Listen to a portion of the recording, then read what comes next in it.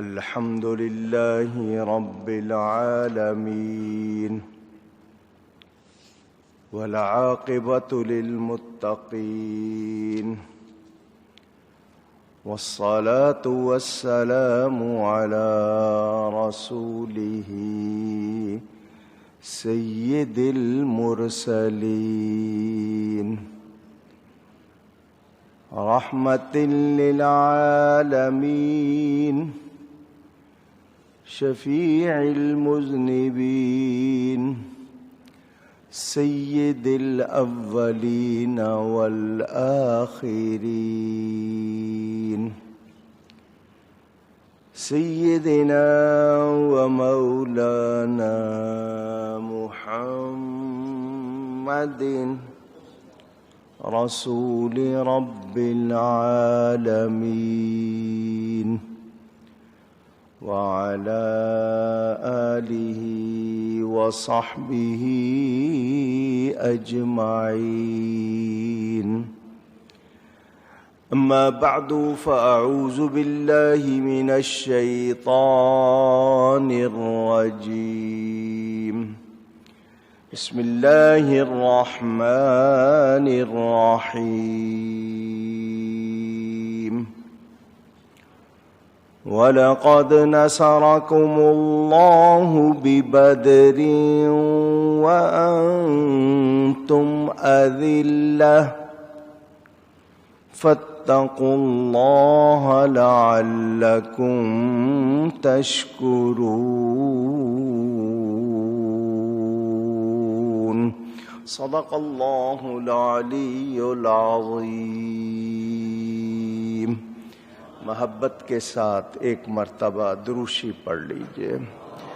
اللہم صل علی سیدنا و مولانا محمد معدن الجود والکرم وآلہ وصحبہ وبارک وسلم.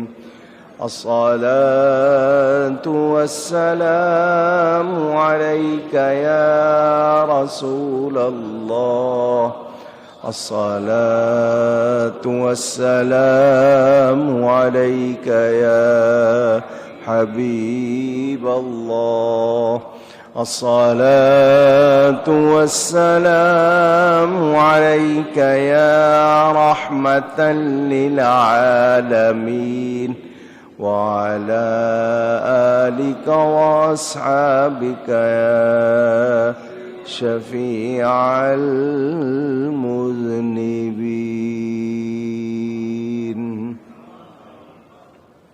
حمد و صلات کے بعد قرآن کریم کی آل عمران سورت کی آیت نمبر 123 آپ کے سامنے تلاوت کی ہے.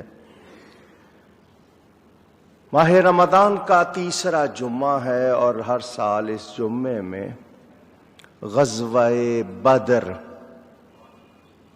اس کے حوالے سے گفتگو کرتا ہوں. حضرت والد گرامی خطیب اعظم مولانا محمد شفیع صاحب اکاڑوی رحمۃ اللہ علیہ کے عہد سے یہی سلسلہ چلا آ رہا ہے. انشاءاللہ ہدیہ عقیدت پیش کریں گے ام المومنین حبیب رب العالمین حضرت سیدتنا عائشہ صدیقہ رضی اللہ تعالی عنہا کی بارگاہ میں کچھ ذکر اعتکاف کا بھی، کیونکہ اعتکاف شروع ہوگا، اور سلام بھی پیش کریں گے بارگاہ مولائے کائنات، مولائے غم گسار، حیدر کرار، خلیفہ رابع سیدنا علی المرتضی رضی اللہ تعالی عنہ کہ ان کا یوم شہادت بھی آ رہا ہے. لیکن پہلے غزوہ بدر کے حوالے سے کچھ باتیں. وما توفیقی الا باللہ العلی العظیم. اللہ تعالیٰ ارشاد فرماتا ہے وَلَقَدْ نَصَرَكُمُ اللَّهُ بِبَدْرٍ وَأَنْتُمْ أَذِلَّةٌ، اور بے شک اللہ تعالیٰ نے تمہاری مدد فرمائی بدر میں اور تم کمزور تھے۔ اللہ سے ڈرو تاکہ تمہیں شکر گزاری اور سپاس گزاری کی توفیق ملے، شکر گزار بنو۔ تاریخ اسلام جو لوگ پڑھتے سنتے ہیں ان کو تفصیل معلوم ہوگی۔ قرآن نے اس دن کو یوم الفرقان بھی کہا ہے۔ اسی سے بعض لوگوں نے نزول قرآن کی تاریخ بھی 17 رمضان بتائی ہے۔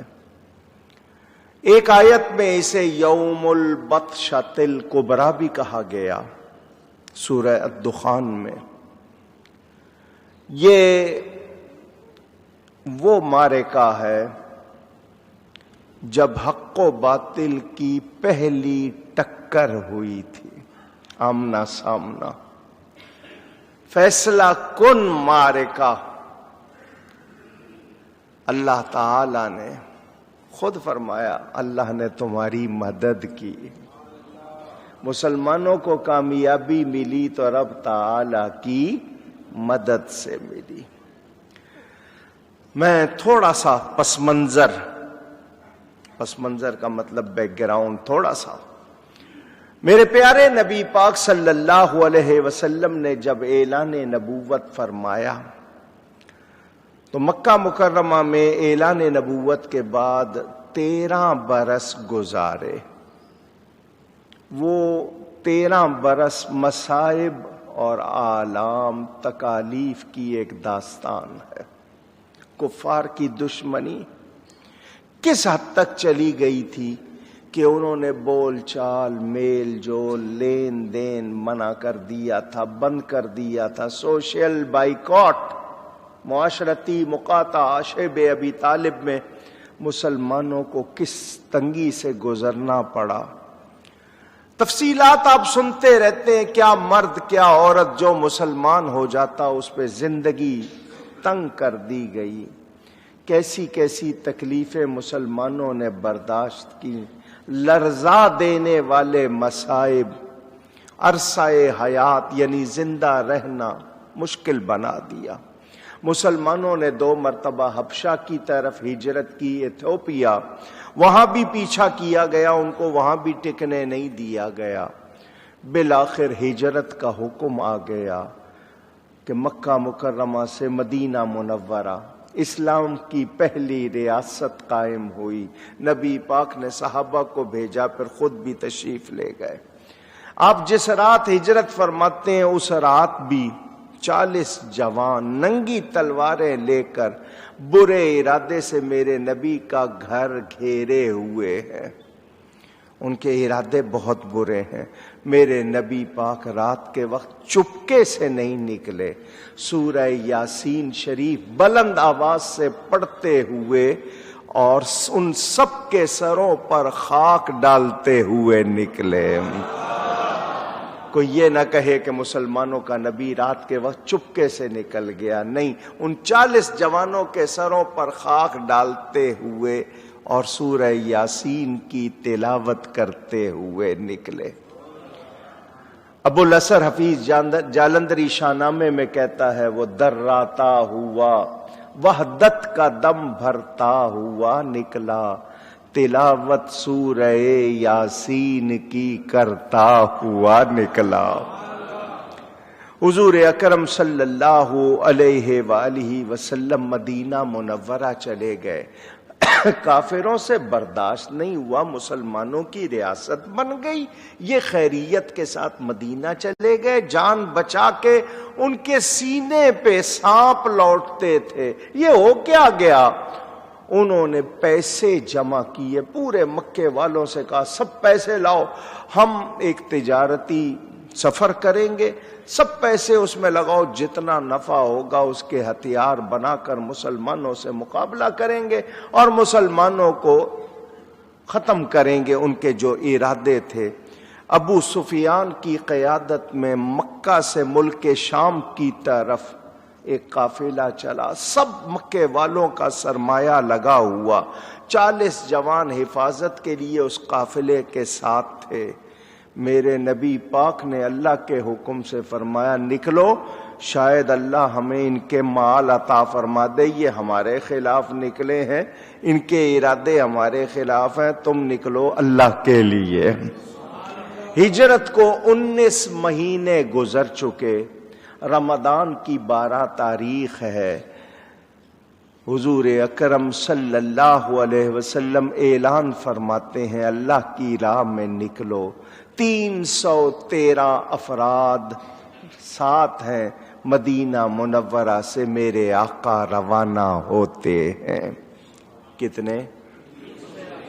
ایک مرتبہ پھر یہ گنتی 313 غیروں کو پسند نہیں ہے، وہ کہتے ہیں نہ 3 میں نہ، سمجھ رہے ہو نا، یہ ان کو چونکہ ان 313 نے ان کا حلیہ بگاڑ دیا تھا، ان کو یہ پسند نہیں ہے۔ بہرحال یہ جو چلے ہیں ان کے ساتھ سامان بہت زیادہ نہیں ہے، یہ لوگ ایک عمر کے جیسے تیار کیے ہوئے تربیت یافتہ نہیں ہیں، ان میں بوڑھے بھی ہیں، جوان بھی ہیں، بچے بھی، تعداد 313 ہے۔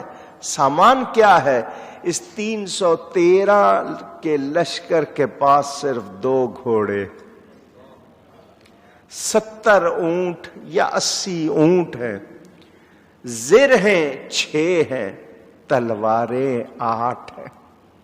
لشکر 313 کا، تلواریں، زرہ وہ لوہے کی پہن لی جاتی تھی، جس طرح آج کل ویسٹ کوٹ پہنتے ہیں آپ، بلٹ پروف جیکٹ تاکہ کوئی تیر مارے، تلوار مارے، جسم نہ کٹے، وہ صرف 6، 2 گھوڑے۔ عجب انداز سے آئے خدا کے چاہنے والے، حال کیا ہے؟ زبان خشک پوشاک کے دریدہ، پاؤں میں چھالے۔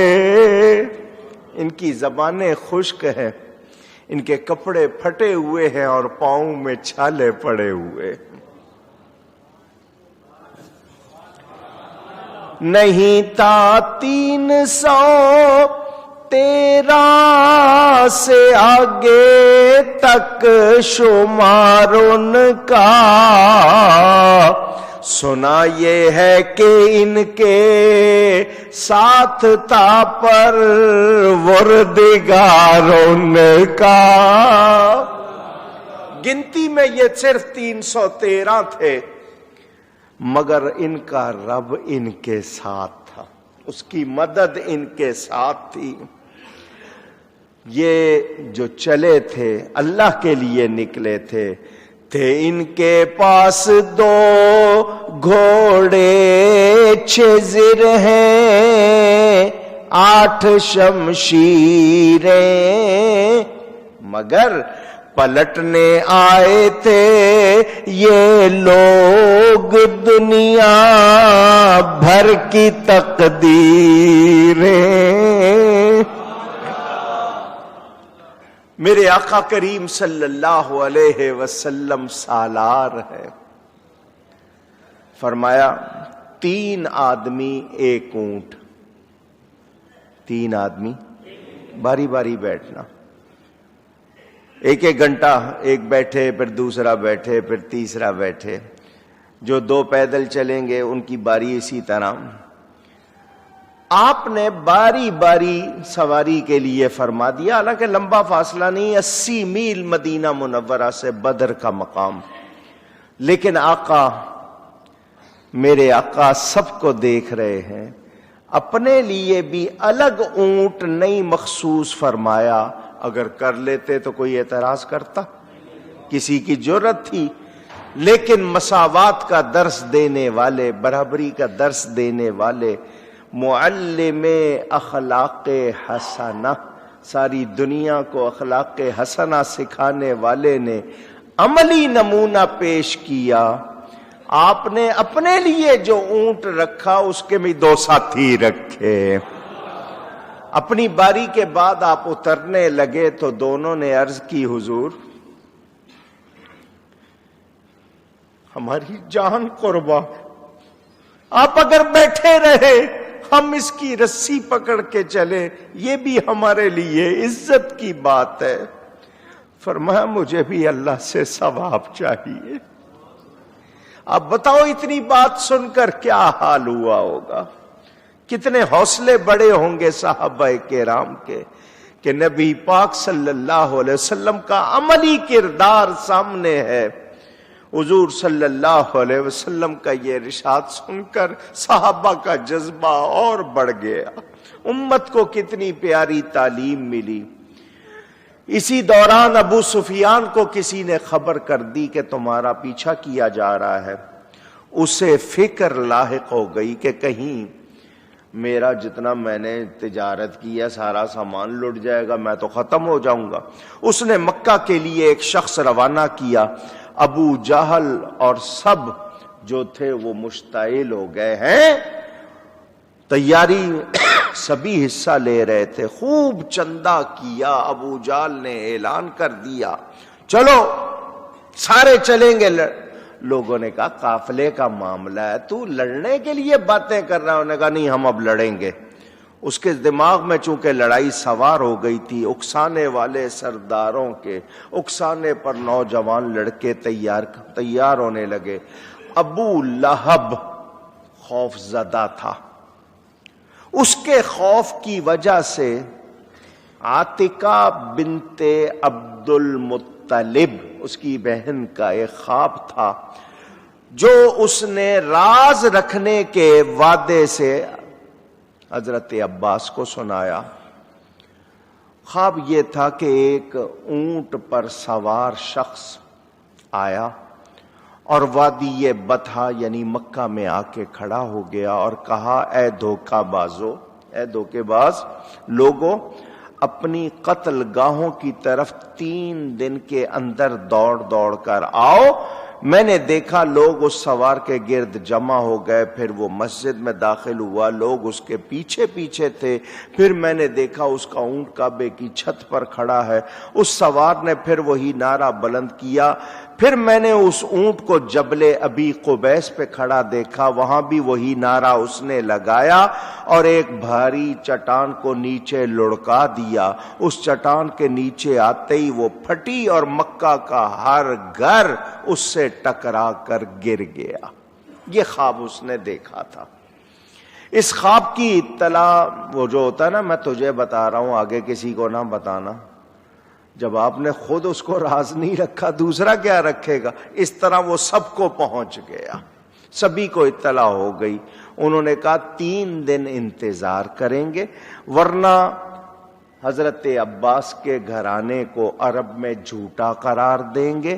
لوگ عباس بن عبد المطلب کو ملامت کرنے لگے۔ اتنے میں قافلے کے حوالے سے ابو سفیان کی مدد کی جب اپیل آئی، سب نے کہا اوہو خواب سچا ہو گیا۔ خواب تو واقعی سچا نکلا۔ امیہ بن خلف جو مکہ کا رئیس اعظم شمار ہوتا تھا، اس نے جنگ میں شرکت نہ کرنے کا فیصلہ کیا، وہ بھی اس خواب سے خوف زدہ، لیکن ابو جہل نے اس کو مجبور کیا، بار بار اس پہ دباؤ ڈالا تو وہ تیار ہو گیا۔ امیہ، عتبہ، شیبہ، زمعہ، عمیر، حکیم بن حزام، یہ سب سے بڑے بت ہبل کے پاس جمع ہوئے اور فال نکالی تو فال میں یہی آیا کہ تم لوگ جنگ کے لیے نہ جاؤ، لیکن ابو جہل کو مجبور کر دیا گیا تھا۔ لوگوں نے کہا کہ تم اپنے مقتل کی طرف، قتل گاہ کی طرف جا رہے ہو، مارے جاؤ گے، ارادہ چھوڑ دو، لیکن وہ اس خیال سے کہ جنگ کی نوبت نہیں آئے گی، ذرا روب ڈال کے واپس آ جائیں گے۔ 3 روز تک مکہ میں تیاری ہوتی رہی. 950 جوان تیار ہوئے. کتنے؟ ادھر کتنے؟ ادھر کتنے؟ 950. 100 گھوڑے ان کے پاس، زیرہ پوش 100 سوار، 600 اونٹ تھے ان کے پاس. پیادے جو تھے ان کے پاس زرہیں تھی. صائب بن یزید جھنڈا اٹھائے ہوئے. اللہ تعالی کی تقدیر، رب کے فیصلے ہوتے ہیں. آج یہ شخص کافروں کی طرف سے جھنڈا اٹھا کر مسلمانوں کے خلاف نکل رہا ہے. تقدیر مسکرا رہی ہے. اسی کی اولاد میں 5ویں پشت میں امام شافعی پیدا ہوتے. رب کی قدرت ہے، اللہ تعالی جس کو جس طرح چاہے بنائے. میرے دوستوں اور بزرگوں، رقص کرنے والی کنیزیں، لڑکیاں ساتھ لی ناچیں گی، گیت گا کر ہمیں جوش دلائیں گی، میرے نغمے تمہارے لیے ہیں، اس طرح کی باتیں کریں گی، ناچیں گی، گائیں گی، ہمارے حوصلے بڑھائیں گی. اللہ تعالی نے ان کے غرور و تکبر کا ذکر سورہ انفال میں فرمایا. اس دوران انہیں ایک تکلیف دہ خیال نے ستایا. مکہ کے قریش نے بنی کنانہ کے ایک بوڑھے کو قتل کر دیا تھا. بدل میں ان کے علاقے سے قریش کا ایک جوان گزرا تو انہوں نے قتل کر دیا. کچھ عرصے بعد بنی کنانہ کا ایک سردار مر الزہران سے گزرا تو مقتول قریش کے بھائی نے اس سردار کو قتل کر دیا اور اس کی تلوار لا کر کعبے کے غلاف کے ساتھ لٹکا دی. مکے والوں نے تلوار پہچان لی اور عامر کے قتل کا بھی علم ہو گیا اور قاتل کا بھی پتہ چل گیا کس نے مارا ہے. انہیں فکر کہ ہم قافلے کی حفاظت کے لیے سفر پر نکلیں تو کہیں بنی کنانہ ہمارے خالی گھروں پر حملہ کر کے ہمارے بیوی بچوں کو مال پر قبضہ نہ کر لے. شیطان سراقہ بن مالک کی شکل میں ان کے پاس آیا اور ضمانت دی کہ تسلی رکھو، بنی کنانہ تم پر حملہ نہیں کریں گے، تم ارادہ نہ چھوڑو بلکہ سفر پہ نکلو، جاؤ. قرآن میں اس کا بیان بھی سورہ انفال کی آیت نمبر 48 میں وَإِذْ زَيَّنَ لَهُمُ الشَّيْطَانُ أَعْمَالَهُمْ. ادھر ابو سفیان نے جاسوسی جاری رکھی، اس نے اپنا راستہ بدل لیا. ساحل سمندر کے ساتھ مکہ آنے والے راستے پر اپنی جو رفتار تھی تیز کر کے وہ مکہ کے قریب پہنچ گیا اور مکہ میں خبر بھیج دی کہ ہم حفاظت کے ساتھ ہیں، مکہ کے قریب آ گئے ہیں، اب ہمیں کوئی خطرہ نہیں. ابو جہل نے یہ ابو سفیان کی اطلاع پا کر کے خطرے سے باہر ہے کوئی پرواہ نہیں کی. اس نے فخر سے کہا ہم بدر جا کر 3 دن ٹھہریں گے، اونٹ ذبح کریں گے، گائیں گے، ناچیں گے، مزے کریں گے، عرب پر ہمارا روب ہو جائے گا، کوئی ہمارے خلاف ارادہ نہیں کرے گا، 3 دن ٹھہر کے ہم آ جائیں گے. اور لوگوں نے کہا کیا ضرورت ہے جانے کی؟ نہیں جائیں گے. جب اس نے کہا جانا ہے، لوگوں نے کہا قافلے کی حفاظت کو نکلے تھے، اب نہیں جانا چاہیے. لیکن ابو جہل کو چونکہ نبی سے دشمنی تھی، اس نے کہا میں نے جانا ہی جانا ہے. ابو طالب کے بیٹے اور کئی افراد الگ ہو گئے اس سے، ان میں اخنس اور بنو زہرہ بھی شامل.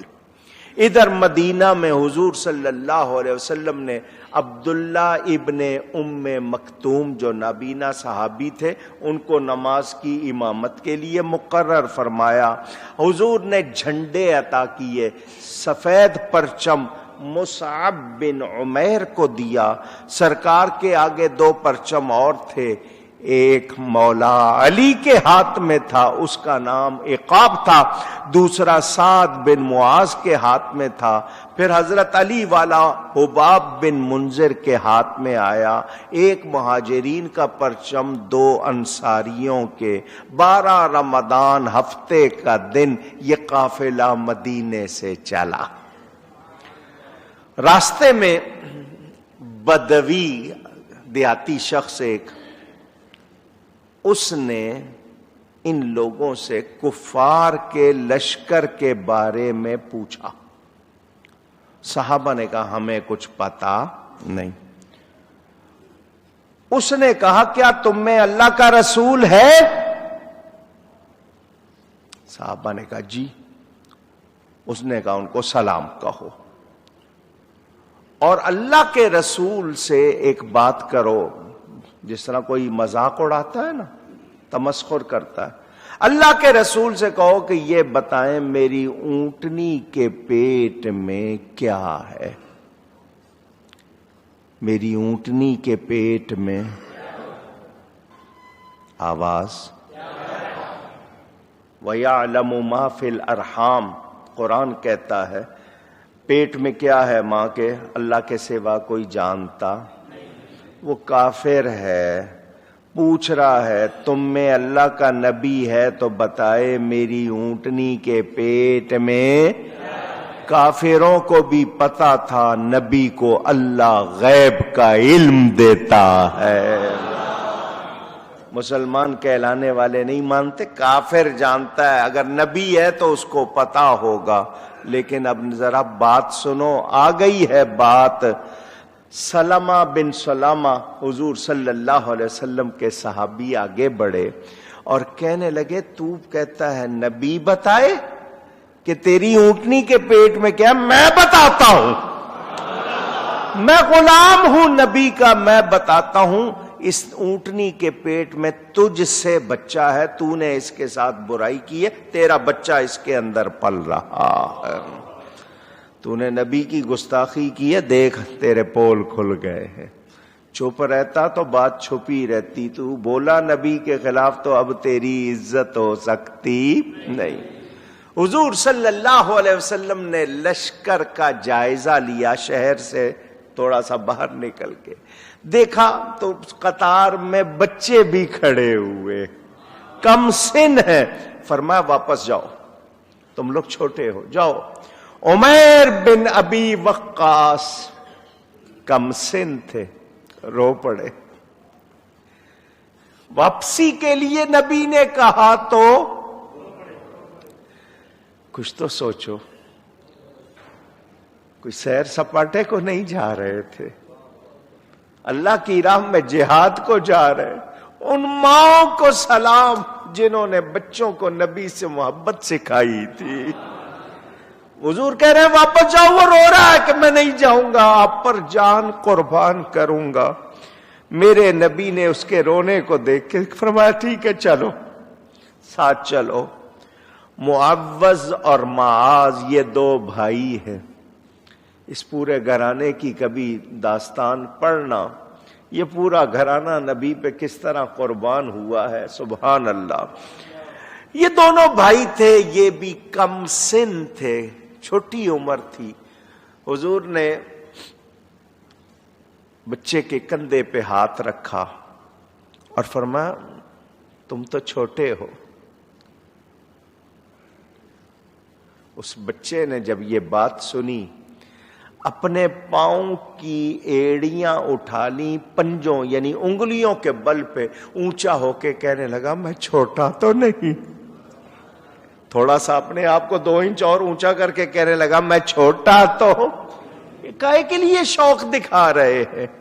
اللہ کی راہ میں قربان ہونے کے لیے. واقعی اس نے سچ کہا، جس کے کندھے پہ نبی کا ہاتھ ہو وہ کبھی چھوٹا نہیں ہوتا. حضور نے اس کی اس ادا کو پسند کیا، اسے بھی ساتھ لے لیا. اس کے ساتھ اس کا بھائی کھڑا تھا، وہ اس سے بھی چھوٹا تھا. فرمایا تم تو بہت چھوٹے ہو. اس کو لگا کہ نبی مجھے چھوڑ جائیں گے. اس نے کہا حضور آپ نے میرے بھائی کو ساتھ لے لیا ہے، یہ عمر میں مجھ سے زیادہ ہے، طاقت میں اس سے زیادہ ہوں. حضور آپ چاہیں تو کشتی کروا لیں ہماری، ابھی پتہ لگ جائے گا. میرے نبی سے کچھ چھپا ہوا نہیں تھا. فرمایا ٹھیک ہے کشتی کرو. چشم فلک نے، آسمان کی آنکھ نے ایسی کشتی بھی کم ہی دیکھی ہوگی. یہ دو بھائی کیوں آپس میں گتھم گتھا ہو رہے ہیں کہ اللہ کا نبی ان دونوں کو جہاد پر ساتھ لے جائے.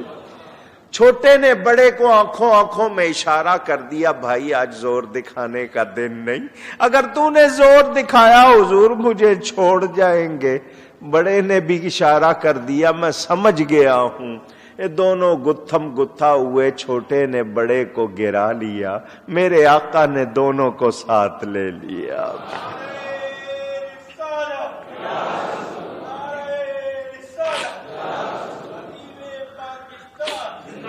حضور اکثر بار بار رستے میں دعا فرماتے جاتے ہیں، یا اللہ یہ پیدل ہیں ان کو سواریاں دے، یہ برہنہ ہیں ان کو کپڑے دے، یہ بھوکے ہیں ان کو غذائیں دے، یہ تنگ دست ہیں ان کو غنی کر دے۔ قافلے کی خبرداری کے لیے جاسوس بھجوائے، ادھر ابو سفیان کو بھی ہر لمحے دھڑکا تھا، وہ راستہ بدل کر سمندر کے ساتھ ساتھ کنارے سفر کرتا، اس لشکر اسلام کی زد سے نکل گیا۔ اس نے پیغام بھجوا دیا لیکن ابو جہل اڑا رہا۔ ابو سفیان کو جب یہ صورتحال معلوم ہوئی کہ ابو جہل اڑا ہوا ہے تو اس نے کہا اس کی بدبختی آئی ہے، مرے گا، اس کو کچھ اور مل سکتا نہیں۔ میرے آقا نے صحابہ کو روزہ رکھنے سے منع فرما دیا، سفر ہے، سختی ہے، تم روزہ نہ رکھو۔ زفران کے مقام پر سرکار کو کفار مکہ کے لشکر کی اطلاع ملی اور قافلے کے بچ کے نکل جانے کا بھی حال بتایا گیا۔ میرے آقا نے صحابہ کو بلا لیا، مہاجرین انصار، فرمایا مجھے مشورے دو، مجھے کیا کرنا چاہیے؟ اب قافلہ تو چلا گیا ہے، ہم کیا کریں؟ کہتے ہیں نبی کو اگر خبر تھی تو نبی نے خود کیوں نہیں کہہ دیا؟ بھئی قافلہ جو ہے وہ تو پہنچ جائے گا خیریت کے ساتھ، ہم کیوں نکلیں؟ یہ اسی طرح کی باتیں کرتے ہیں جو نبی کے علم پہ اعتراض کرتے ہیں۔ تعلیم امت پھر کیا ہونی تھی؟ آئندہ کے لیے قانون کیسے بننے تھے؟ جو کچھ اللہ تعالیٰ کی طرف سے ظاہر ہونا تھا پھر وہ کیسے نظر آتا؟ حضور نے سب کو جمع کیا، فرمایا مجھے مشورہ دو، یا ایھا الناس اشیروا علی ایھا الناس، مجھے مشورے دو۔ شیخین نے، حضرت ابو بکر عمر نے بڑی پیاری باتیں کی۔ مقداد بن عمر اٹھے اور کہا جدھر کا حکم اللہ نے دیا ہے چلیے، ہم وہ جواب نہیں دیں گے جو بنی اسرائیل نے موسیٰ علیہ السلام کو دیا تھا کہ اذهب انت وربک فقاتلا انا ہاہنا قاعدون، کہ جاؤ تم اور تمہارا رب لڑو، ہم تو مزے سے گھروں میں بیٹھے ہیں، ہم آپ کا ساتھ نہیں چھوڑیں گے۔ سرکار نے پھر فرمایا مجھے مشورے دو، مجھے مشورے دو۔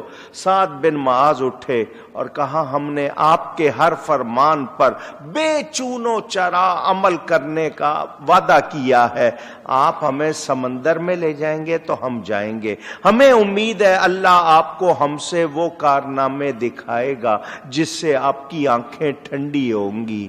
صحابی کتنی پیاری پیاری باتیں کر رہے ہیں۔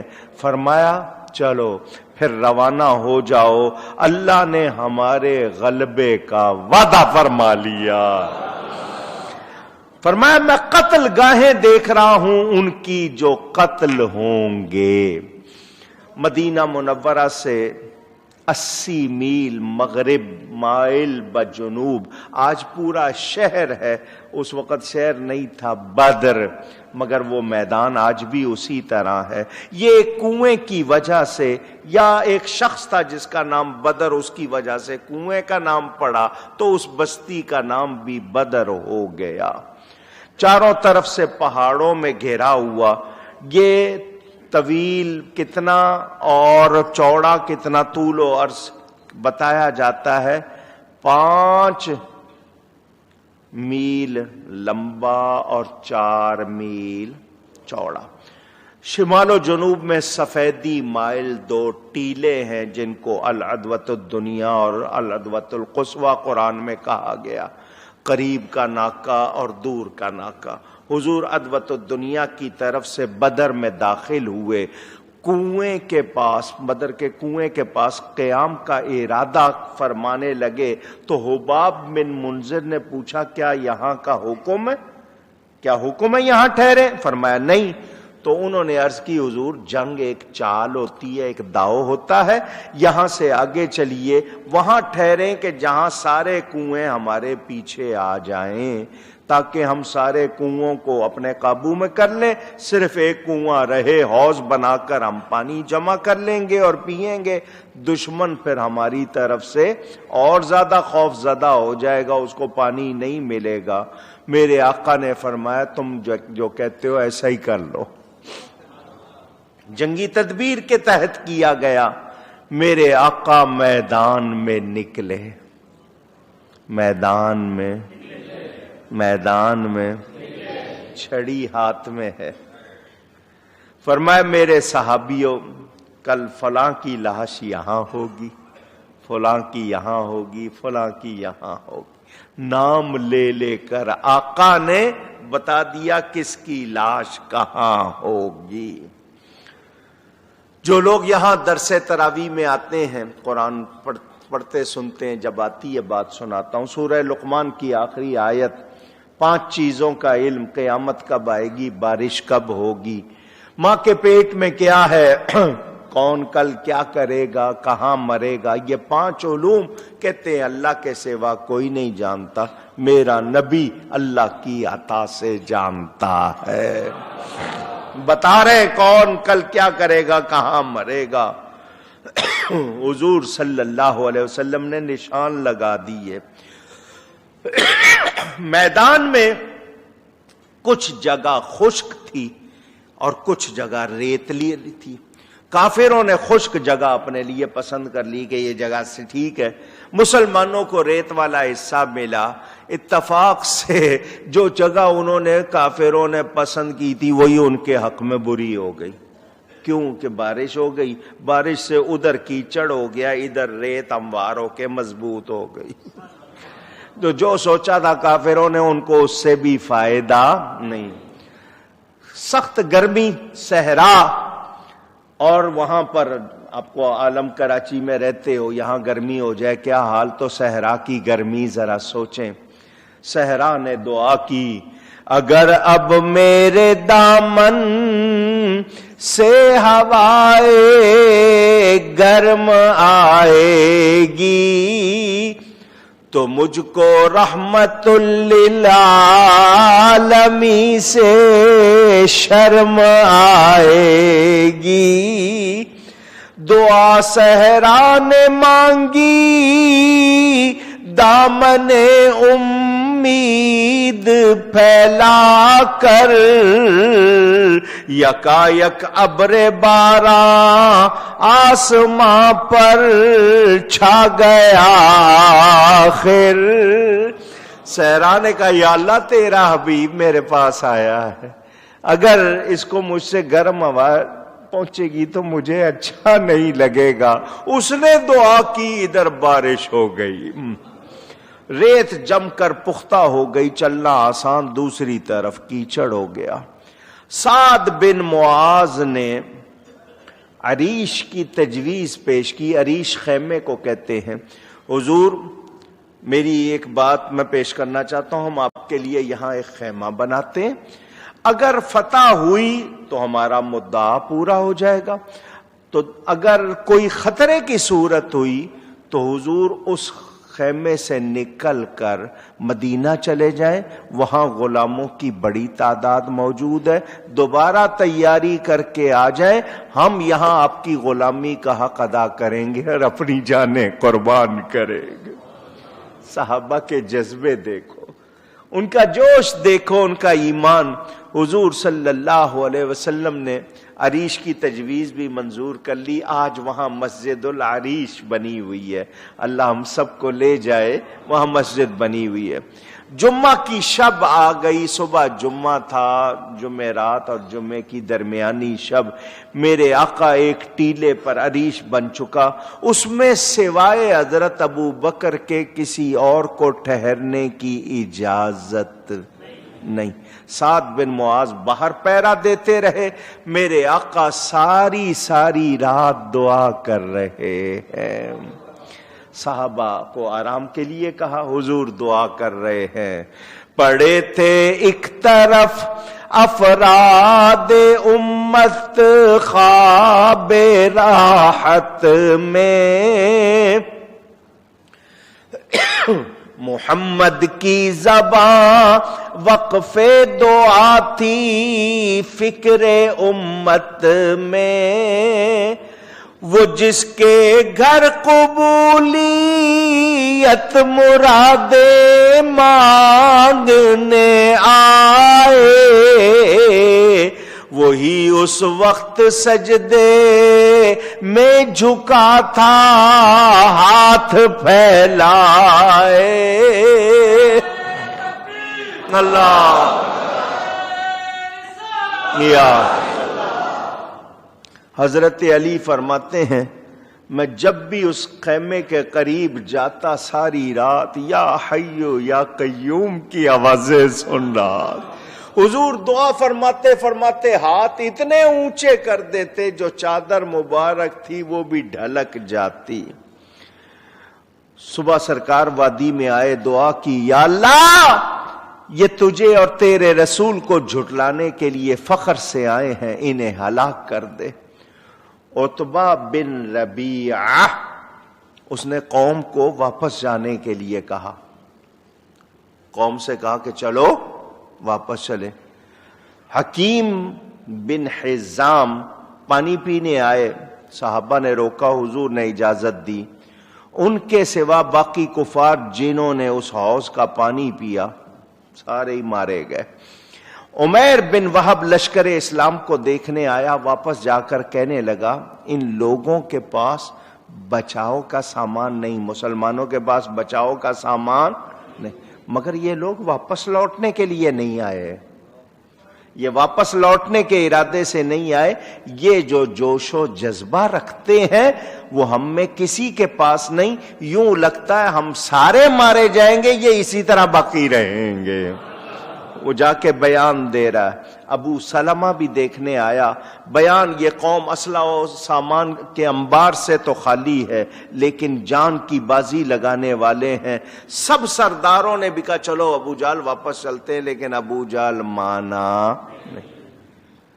ادھر کیا ہوتا تھا، رات میں رقص ہوتا تھا، گانے بجائے جاتے تھے، شراب پی جاتی تھی، 9-10 اونٹ وہ روزانہ ذبح کرتے تھے اور اپنے ساتھیوں کو کھلاتے تھے۔ ادھر نماز پڑھی جاتی، ادھر دعائیں ہو رہی ہیں، سب کے سب میرے آقا پر قربان ہونے کے ارادے سے جوش و جذبہ رکھتے ہیں۔ حضور صلی اللہ علیہ وسلم دعا فرماتے ہیں، اللہم انی انشدک عہدک و وعدک اللہم ان شئت لم تعبد بعد اليوم ابدا۔ اے اللہ مدد کرتے، اپنا وعدہ پورا کر، مدد کر، اگر تو چاہتا ہے کہ تیری عبادت ہوتی رہے، اگر تو نے مدد نہیں کی تو آج کے ان کے بعد تیری عبادت کرنے والا۔ یہ میرے آقا کی وہ دعا جو دنیا میں کوئی اور کر سکتا نہیں۔ حضور کو حضرت ابو بکر نے پکڑا، حضور اللہ نے وعدہ کر لیا ہے، آپ نے بتایا نا اللہ نے وعدہ کر لیا ہے، آپ نے رب پر اصرار کی حد کر دی ہے، آپ کی چادر گر جاتی ہے، آپ اللہ ضرور وعدہ پورا کرے گا۔ فرمایا ہاں اس نے وعدہ کیا ہے، میں اسی لیے بار بار عاجزی کر کے اس کی بارگاہ میں دعا کر رہا ہوں۔ اس سے پتہ چلا کہ دعا کبھی چھوڑنی نہیں چاہیے۔ میرے آقا میدان میں آ رہے ہیں، صف بندی کروائی، سواد بن غزیح یا غزیح جو بھی صحیح تلفظ ہے، یہ ذرا صف سے باہر نکل کے کھڑے ہوئے تھے۔ حضور صلی اللہ علیہ وسلم کے ہاتھ میں تیر تھا، صف سیدھی کرا رہے تھے، ان کا چونکہ جسم باہر نکلا ہوا تھا، حضور نے ایسے ہی ہلکا سا ان کے پیٹ پہ وہ تیر مارا۔ استوے یا سواد، سواد سیدھی ہو جائے، لائن سیدھی کرو۔ اس نے کہا آپ نے جو تیر مارا مجھے اس سے چوٹ لگی ہے، مجھے درد ہو رہا ہے، مجھے فعقدنی، مجھے بدلہ دیجئے۔ صحابہ کو غصہ آیا، اس کو کیا ہو گیا، یہ سواد کا دماغ ٹھیک ہے؟ حضور نے فرمایا استقد، بدلہ لے لے۔ اس نے کہا دیکھیں میرا پیٹ ننگا ہے، آپ نے تو کپڑے پہنے ہوئے۔ حضور نے دامن ہٹا دیا، فَأَعْتَنَقَهُ فَقَبَّلَ بَطْنَهُ، میرے آقا نے کپڑا ہٹایا، وہ حضور سے لپٹ کے حضور کو چومنے لگ گیا۔ صحابہ نے کہا یہ کیا حرکت؟ اس نے کہا جنگ میں جا رہے ہیں، ہو سکتا ہے دنیا سے جانے کا وقت ہو، میں نے چاہا میرا جسم نبی کے جسم سے لگ جائے۔ اللہ یا رسول، نہ کسی کو بیوی یاد آ رہی ہے، نہ بچے یاد آ رہے، نہ ماں باپ، سب کی آرزو کیا ہے؟ نبی پہ قربان ہو جائے۔ عوف بن حارث آئے، پوچھا اللہ تعالی بندے کی کس بات سے خوش ہوتا ہے؟ حضور صلی اللہ علیہ وسلم سے پوچھا، فرمایا دشمن کے حلقے میں ننگے سر ہاتھ گھسیڑ دینا، جاؤ اور بیچ میں داخل ہو کے ان کی صفوں کو چیر دینا۔ انہوں نے زہرا پھینکی، دشمن کی صف میں جا گھسے، دادے شجاعت دیتے ہوئے جام شہادت نوش کر گئے۔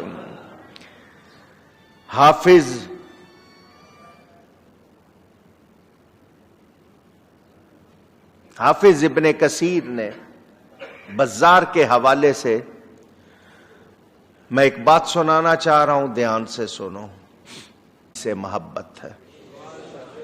جو نبی کے کسی ایک صحابی کی گستاخی کرے وہ ہم پسند کر سکتے نہیں، برداشت کر سکتے نہیں، مگر جو بات ہے وہ کہنی چاہیے۔ حافظ ابن کثیر نے بزار کے حوالے سے نقل کیا، حضرت علی اپنے عہد خلافت میں، دور خلافت میں خطبہ دیتے ہوئے لوگوں سے پوچھتے ہیں، یا ایھا الناس من اشجع الناس، اے لوگوں مجھے بتاؤ سب سے زیادہ لوگوں میں بہادر کون ہے؟ سب نے کہا آپ۔ سب نے کیا کہا؟ حضرت علی نے فرمایا نہیں، ابو بکر۔ کون فرما رہے؟ مولا علی فرما رہے، ابو بکر۔ فرمایا بدر میں خیمہ لگا تھا، عریش لگا تھا نبی کے لیے، اعلان کہ کون سرکار کے ساتھ رہے گا تاکہ کوئی مشرک جرأت نہ کر سکے حملے کی۔ فرمایا اس وقت اٹھے تھے تو ابو بکر اٹھے تھے، انہوں نے پہرا دیا تھا، ان جیسا بہادر کوئی اور نہیں۔ یہ محبتیں ہیں، یہ کیا ہے؟ حضور صلی اللہ علیہ وسلم نے خطبہ ارشاد فرمایا، اللہ کی رضا جوئی، دین حق کی پیروی کی تلقین۔ فرمایا اللہ کا وعدہ سچا ہے، جوش نہیں دلایا بلکہ اللہ سے رشتہ مضبوط کرنے کی باتیں کی۔ پھر عریش میں آئے، پھر دعا کی، اللہم انک ان تہلک ہذہ العصابہ لا تعبد بعدہا فی الارض، یا اللہ اگر تو نے ان لوگوں کی مدد نہیں کی تو پھر بعد میں تیری عبادت کرنے والا زمین پر کوئی نہیں رہے گا۔ یا اللہ مدد کا وعدہ تو نے کیا، میں طالب نصرت ہوں۔ اسی اثناء میں میرے آقا کو اونگ آ گئی، بیدار ہوئے۔ فرمایا ابو بکر خوشخبری ہے، یہ جبریل ہیں، آئے ہیں میرے پاس گھوڑے کی لگام پکڑے ہوئے اور بتا رہے ہیں اللہ نے فرشتوں کو مدد کے لیے بھیجا۔ میرے آقا کریم صلی اللہ علیہ وسلم کے ساتھی 313 ہیں۔ مسلمانوں کی کم تعداد سے کافروں کی رعونت میں اضافہ ہے۔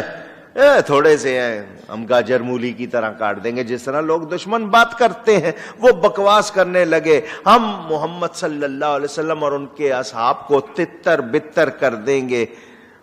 اب آگے ان کے لفظ کہ انہیں قتل کیا کرنا، پکڑتے جاؤ رسیوں سے باندھ دو۔ میرے آقا اور صحابہ مصروف دعا، ان کافروں کو تو بھروسہ تھا اپنے سامان پر، اسلحے پر، اپنی تعداد پر۔ یہاں کیا حال تھا؟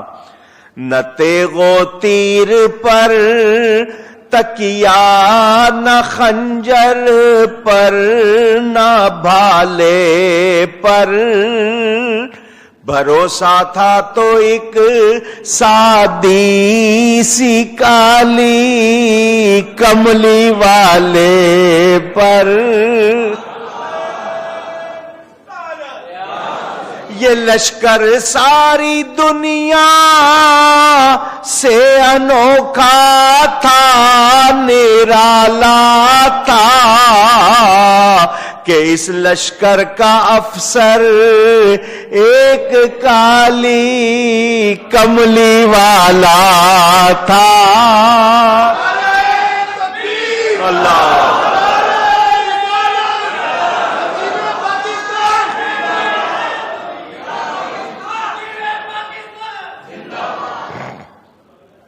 اسود بن عبد الاسد مخزومی نے ابتدا کی۔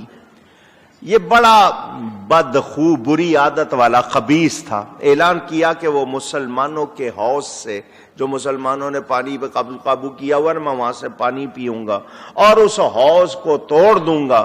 حضرت حمزہ اس پر جھپٹے اور اس کی پنڈلی کاٹ دی۔ وہ چاہتا تھا کہ اسی طرح حوض میں جائے اور اپنا خون اس میں گرا دے تاکہ وہ پانی پینے کے قابل نہ رہے۔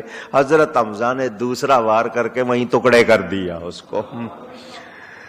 اسود کو یوں دو لخت دو ٹکڑے ہوتا دیکھ کر عتبہ بن ربیعہ جوش سے اٹھا، اپنے بھائی شیبہ کو دائیں اور اپنے بیٹے ولید کو بائیں طرف لے کر صفوں کے درمیان آ کے کھڑا ہو گیا۔ جب وہ آیا دعوت جنگ دی، ادھر سے عوف، معاذ اور ابنان حارث کے بیٹے، اور افرا اور حارث کے بیٹے۔ یہ افرا کون ہے؟ یہ خاتون، کبھی اس کے حالات پڑھنا، اس لیے سوائے نبی پر جان قربان کرنے کے اس گھرانے نے اور کوئی کام ہی نہیں کیا۔ شیروں کی طرح سامنے آئے۔ ادھر ان مکے والوں نے پوچھا تم کون ہو؟ انہوں نے کہا ہم انصاری۔ انہوں نے کہا ہمیں تمہاری ضرورت نہیں ہے، ہمارے سامنے آئے تو ہمارے اپنے قریشی آئے، چچا زاد بھائی آئے۔ حضور نے فرمایا قم یا عبیدہ، اے ابو عبیدہ اٹھو، اے علی اٹھو، اے حمزہ اٹھو۔ عتبہ کو عبیدہ نے، شیبہ کو حمزہ نے، ولید کو حضرت علی نے للکارا۔ حضرت حمزہ و علی نے تو اپنے دشمنوں کا کام فوراً تمام کر دیا۔ ابو عبیدہ اور عتبہ گتھم گتھا تھے۔ حضرت عبیدہ کی ٹانگ کٹ گئی، حضرت علی اور حمزہ آگے بڑھے اور عتبہ کو بھی کاٹ دیا۔ کفار کے 3 بڑے سردار یہ قتل ہوئے تو ابو جہل نے اپنی قوم کا حوصلہ بلند رکھنے کے لیے نعرہ لگایا، لنا العزا ولا عزا لکم، ہمارے پاس عزا ہے، تمہارا کوئی عزا نہیں۔ بت تھا ان کا جس کو وہ پوچھتے تھے، اس کا نام عزا، کندھے پہ اٹھاتے تھے خدا کو، جس کو خدا کہتے تھے نا، اس کو اپنے کندھے پہ، وہ کیونکہ خود نہیں کھڑا ہو سکتا تھا تو اپنے کندھے پہ اٹھا کے ہمارے پاس عزا ہے، تمہارے پاس کوئی عزا نہیں۔ صحابہ آئے، جی کافر یہ نعرہ لگا رہے ہیں، ہم کیا جواب دیں؟ فرمایا کہو اللہ مولانا ولا مولا لکم، اللہ ہمارا مددگار ہے، تمہارا کوئی مددگار نہیں ہے۔ بدر میں پہلے شہید مہجا غلام ہیں حضرت فاروق اعظم کے، کسی کا تیر ان کو آ لگا اور ان کی شہادت ہو گئی۔ دوسرے شہید حارثہ بن سراقہ، یہ پانی لے رہے تھے، انہیں نے بھی کسی نے تاک کر تیر مارا، یہ بھی شہید ہو گئے۔ اب اس بندے کی بات میں ہر سال سناتا ہوں اور مجھے بڑا مزہ آتا ہے۔ آپ کا مجھے نہیں پتا، لیکن مجھے جب بھی اس کی بات پڑھتا ہوں سنتا ہوں بڑا لطف آتا ہے۔ یہ حارثہ بن سراقہ شہید ہو گئے۔ میرے آقا جب مدینے میں آئے تو ان کی ماں حضور کے سامنے آئی، ان کی ماں حضور کے، اور آ کر عرض کی حضور بتائیے میرا بیٹا کہاں ہے؟ میرا بیٹا اگر وہ جنت میں ہے تو میں ٹھیک ہوں، اور اگر وہ جنت میں نہیں ہے تو میں ایسا روؤں گی کہ دنیا دیکھے گی، میں خوب روؤں گی اس پر۔ حضور صلی اللہ علیہ وسلم کو کہہ رہی ہے وہ جنت میں ہے تو میں صبر کروں گی، بیٹا جنت میں گیا خوشی کی بات ہے، لیکن یہ کہ وہ جنت میں نہیں ہے تو پھر میں نوحہ کروں گی۔ حضور یہ نہیں فرماتے ٹھہر جا میں جبریل سے کہتا ہوں وہ پتہ کر کے بتاتا ہے، جبریل آئے گا اس سے پوچھوں گا، وہ پھر انکوائری کرے گا، معلوم کرے گا۔ حضور نے فوراً فرمایا تیرا بیٹا جنت الفردوس میں ہے۔ حدیث پڑھنی ہو بخاری میں پڑھو، مسلم میں پڑھو، ساری کتابوں میں موجود، میں اپنی طرف سے نہیں کہہ رہا۔ جنت کتنی بڑی آپ سنتے رہتے ہیں، اس کی چوڑائی آسمانوں اور زمینوں کے برابر، 7-8 جنتیں ہیں، اتنی بڑی جنت۔ میرے آقا نے فوراً دیکھ لیا کہاں ہے، اتنی بڑی جنت میں وہ کس جگہ ہے، آقا نے فوراً۔ تو جو مدینے میں کھڑے ہو کے اتنی بڑی جنت میں غلام کو دیکھ لیتے ہیں، مدینے سے یہاں نہیں دیکھتے۔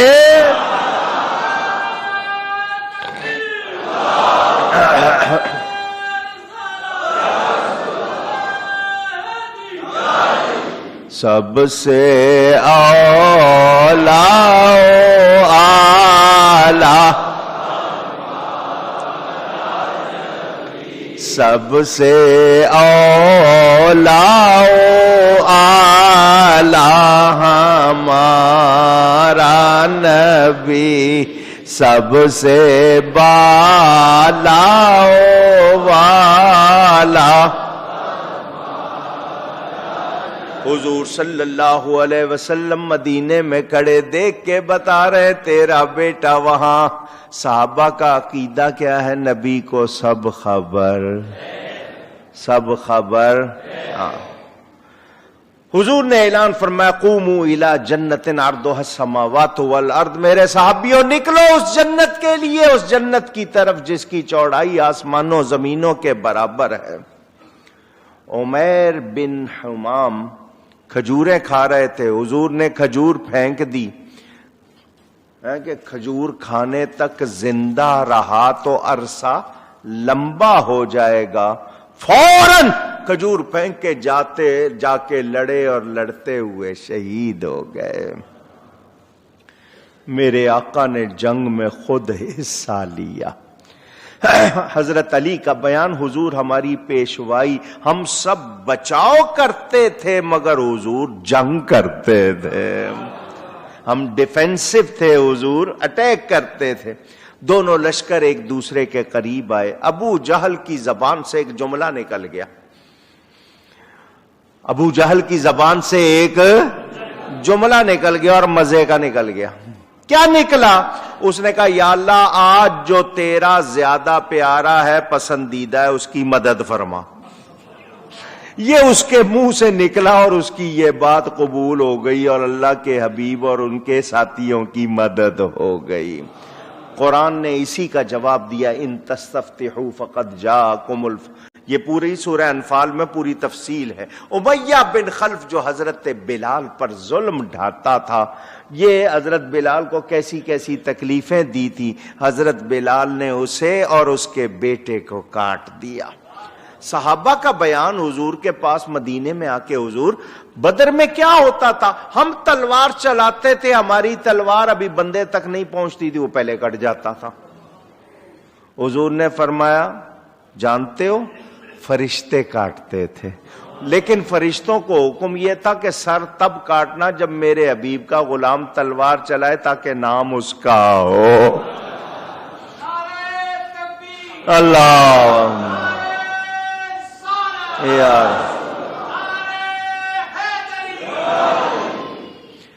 ابلیس شیطان پھر سراقہ بن مالک کی شکل میں آیا۔ جب اس نے دیکھا نا فرشتوں کو تو فرار ہونے لگا۔ حارث بن ہشام نے کہا ہمیں جنگ میں جھونک کے دھکا دے کے تو کدھر جاتا ہے؟ اس نے کہا جو میں دیکھ رہا ہوں تم نہیں دیکھ رہے ہو، اللہ کا عذاب آ چکا ہے، اب تم بچنے والے نہیں۔ ابو جہل نے کہا عتبہ شیبہ ولید جلدی کی وجہ سے مارے گئے۔ سراقہ کے بھاگ جانے سے بھی کم ہمت نہ بنو، لات و عزا کی قسم ہم ان سب کو مزہ چکھائیں گے۔ میرے آقا نے پھر دعا فرمائی۔ جبریل نے کہا حضور ایک مٹھی ہاتھ میں بھر کر ان ظالموں کی طرف پھینکیں۔ حضور نے اٹھائی اور ماری، حضور نے اٹھائی اور کنکریاں یوں مٹھی لے کر ماری، اور کیا فرمایا اللہم ارعب قلوبہم وزلزل اقدامہم، یا اللہ ان کے چہرے بگاڑ دے اور ان کے دل مروب ہو جائیں، قدم اکھڑ جائیں۔ میرے آقا یوں پھینکتے ہیں۔ اللہ قرآن میں فرماتا ہے وَمَا رَمَيْتَ اِذْ رَمَيْتَ وَلَٰكِنَّ اللَّهَ رَمَىٰ۔ محبوب وہ کنکریاں آپ نے نہیں پھینکی، وہ کنکریاں کب؟ جب کہ آپ نے پھینکی۔ کب؟ جب کہ آپ نے پھینکی۔ وَلَٰكِنَّ اللَّهَ رَمَىٰ، وہ تو اللہ نے پھینکی۔ قرآن کی آیت ہے وَمَا رَمَيْتَ اِذْ رَمَيْتَ وَلَٰكِنَّ اللَّهَ رَمَىٰ۔ دھیان دینا، اگر یہ ہوتا وَمَا رَمَيْتَ آپ نے نہیں پھینکی وَلَٰكِنَّ اللَّهَ رَمَىٰ، وہ تو اللہ نے پھینکی، تو بات صاف تھی۔ لیکن یہ کیا ہے؟ وَمَا رَمَيْتَ آپ نے نہیں پھینکی، اِذْ رَمَيْتَ جبکہ آپ نے پھینکی، وَلَٰكِنَّ اللَّهَ رَمَىٰ وہ تو اللہ نے پھینکی۔ مطلب کیا محبوب؟ تیرا ہاتھ رب کا ہاتھ ہے۔ اعلی حضرت فاضل بریلوی رحمت اللہ علیہ اور دیگر نے بھی اس مقام پر تسلیم کیا ہے۔ دست احمد عین دست ذوالجلال آمدہ در بیعت و اندر قتال۔ نبی کا ہاتھ حقیقت میں اللہ کا ہاتھ ہے، ہم اپنی طرف سے نہیں کہہ رہے۔ بیعت والی قتال والی آیتیں پڑھ لو، اللہ خود فرماتا ہے محبوب تیرا ہاتھ میرا ہاتھ۔ حضور صلی اللہ علیہ وسلم نے جب کنکریاں پھینکیں پانسا پلٹ گیا، چشم زدن، چشم زدن کا مطلب آنکھ جھپکنے میں پانسا پلٹ گیا۔ آپ کو شروع میں ایک بات نہیں سنائی، بہرحال حضور نے جب نشان لگائے تھے نا ایک دن پہلے میدان میں جا کر کہ فلاں کی لاش یہاں ہوگی، فلاں، ابو جہل کا بھی نام لیا تھا، ابو جہل کا بھی۔ ابو جہل کو کسی نے جا کے بتا دیا، مسلمانوں کے نبی نے میدان میں نشان لگا دیے، فلاں کی لاش یہاں ہوگی، فلاں کی لاش، اور تیرا نام بھی لیا ہے، تیرا نام بھی۔ اس کی تو منہ میں تھوک خشک ہو گئی، آواز نہ نکلے، ہیں میرا نام۔ ساتھیوں سے کہنے لگا اگر تم اجازت دو تو میں تھوڑی دیر ذرا مکہ کی خبر لے آؤں، قافلہ دیکھاؤں، ذرا ابھی آ جاتا ہوں۔ ان کا کیوں؟ ابھی تو تھوڑی دیر پہلے کہہ رہا تھا یوں لڑیں گے یوں لڑیں گے، اب تجھے مکہ کیوں یاد آ رہا ہے؟ کہنے لگا نہیں بس سوچا کہ ذرا حالات معلوم کر لوں۔ ان کا سچ بتا کیا بات ہے؟ وہ کہنے لگا مجھے پتا چلا ہے مسلمانوں کے نبی نے میدان میں نشان لگا دیے کس کس کی لاش کہاں گرے گی، اور ان میں میرا نام بھی لے دیا ہے، اور تم اچھی طرح جانتے ہو ہوتا وہی ہے جو یہ نبی کہہ دیتا ہے، وہی ہوتا ہے۔ انہوں نے کہا کہ جی اب تو جا تو سکتا نہیں، جو انہوں نے کہا وہ ہونا ہے۔ تو اس کی حالت بگڑی ہوئی۔ عبد الرحمن بن عوف کہتے ہیں گھمسان کی جنگ تھی، دونوں طرف سے مسلمان اور ادھر سے کافر لڑ رہے تھے۔ میرے دائیں بائیں دو کم سن بچے، وہ 15-16 سال کی عمر، میرے دائیں بائیں آ گئے اور کہا ہل تعرف ابا جہل، اے چچا آپ جانتے ہو ابو جہل کو، پہچانتے ہو؟ میں نے کہا بہت اچھی طرح جانتا ہوں، تمہیں اس سے کیا کام؟ تو وہ کہنے لگے قسم کھائی ہے مر جائیں گے یا ماریں گے ناری کو، قسم کھائی ہے مر جائیں گے یا ماریں گے ناری کو، سنا ہے گالیاں دیتا ہے وہ محبوب باری کو۔ وہ ہمارے نبی کے لیے بکواس کرتا ہے، ہم سے برداشت نہیں ہوتی، آج وہ نہیں یا ہم نہیں۔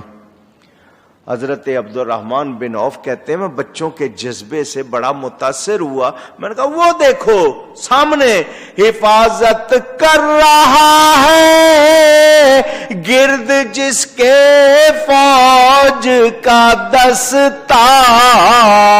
تو بچوں نے کہا یہ دستہ کب تلک روکے گا اسرائیل کا رستہ.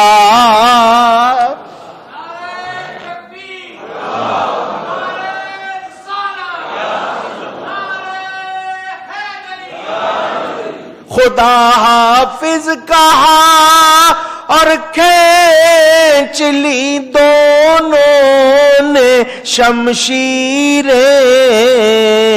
بڑے یکبارگی کہتے ہوئے پرجوش تکبیریں.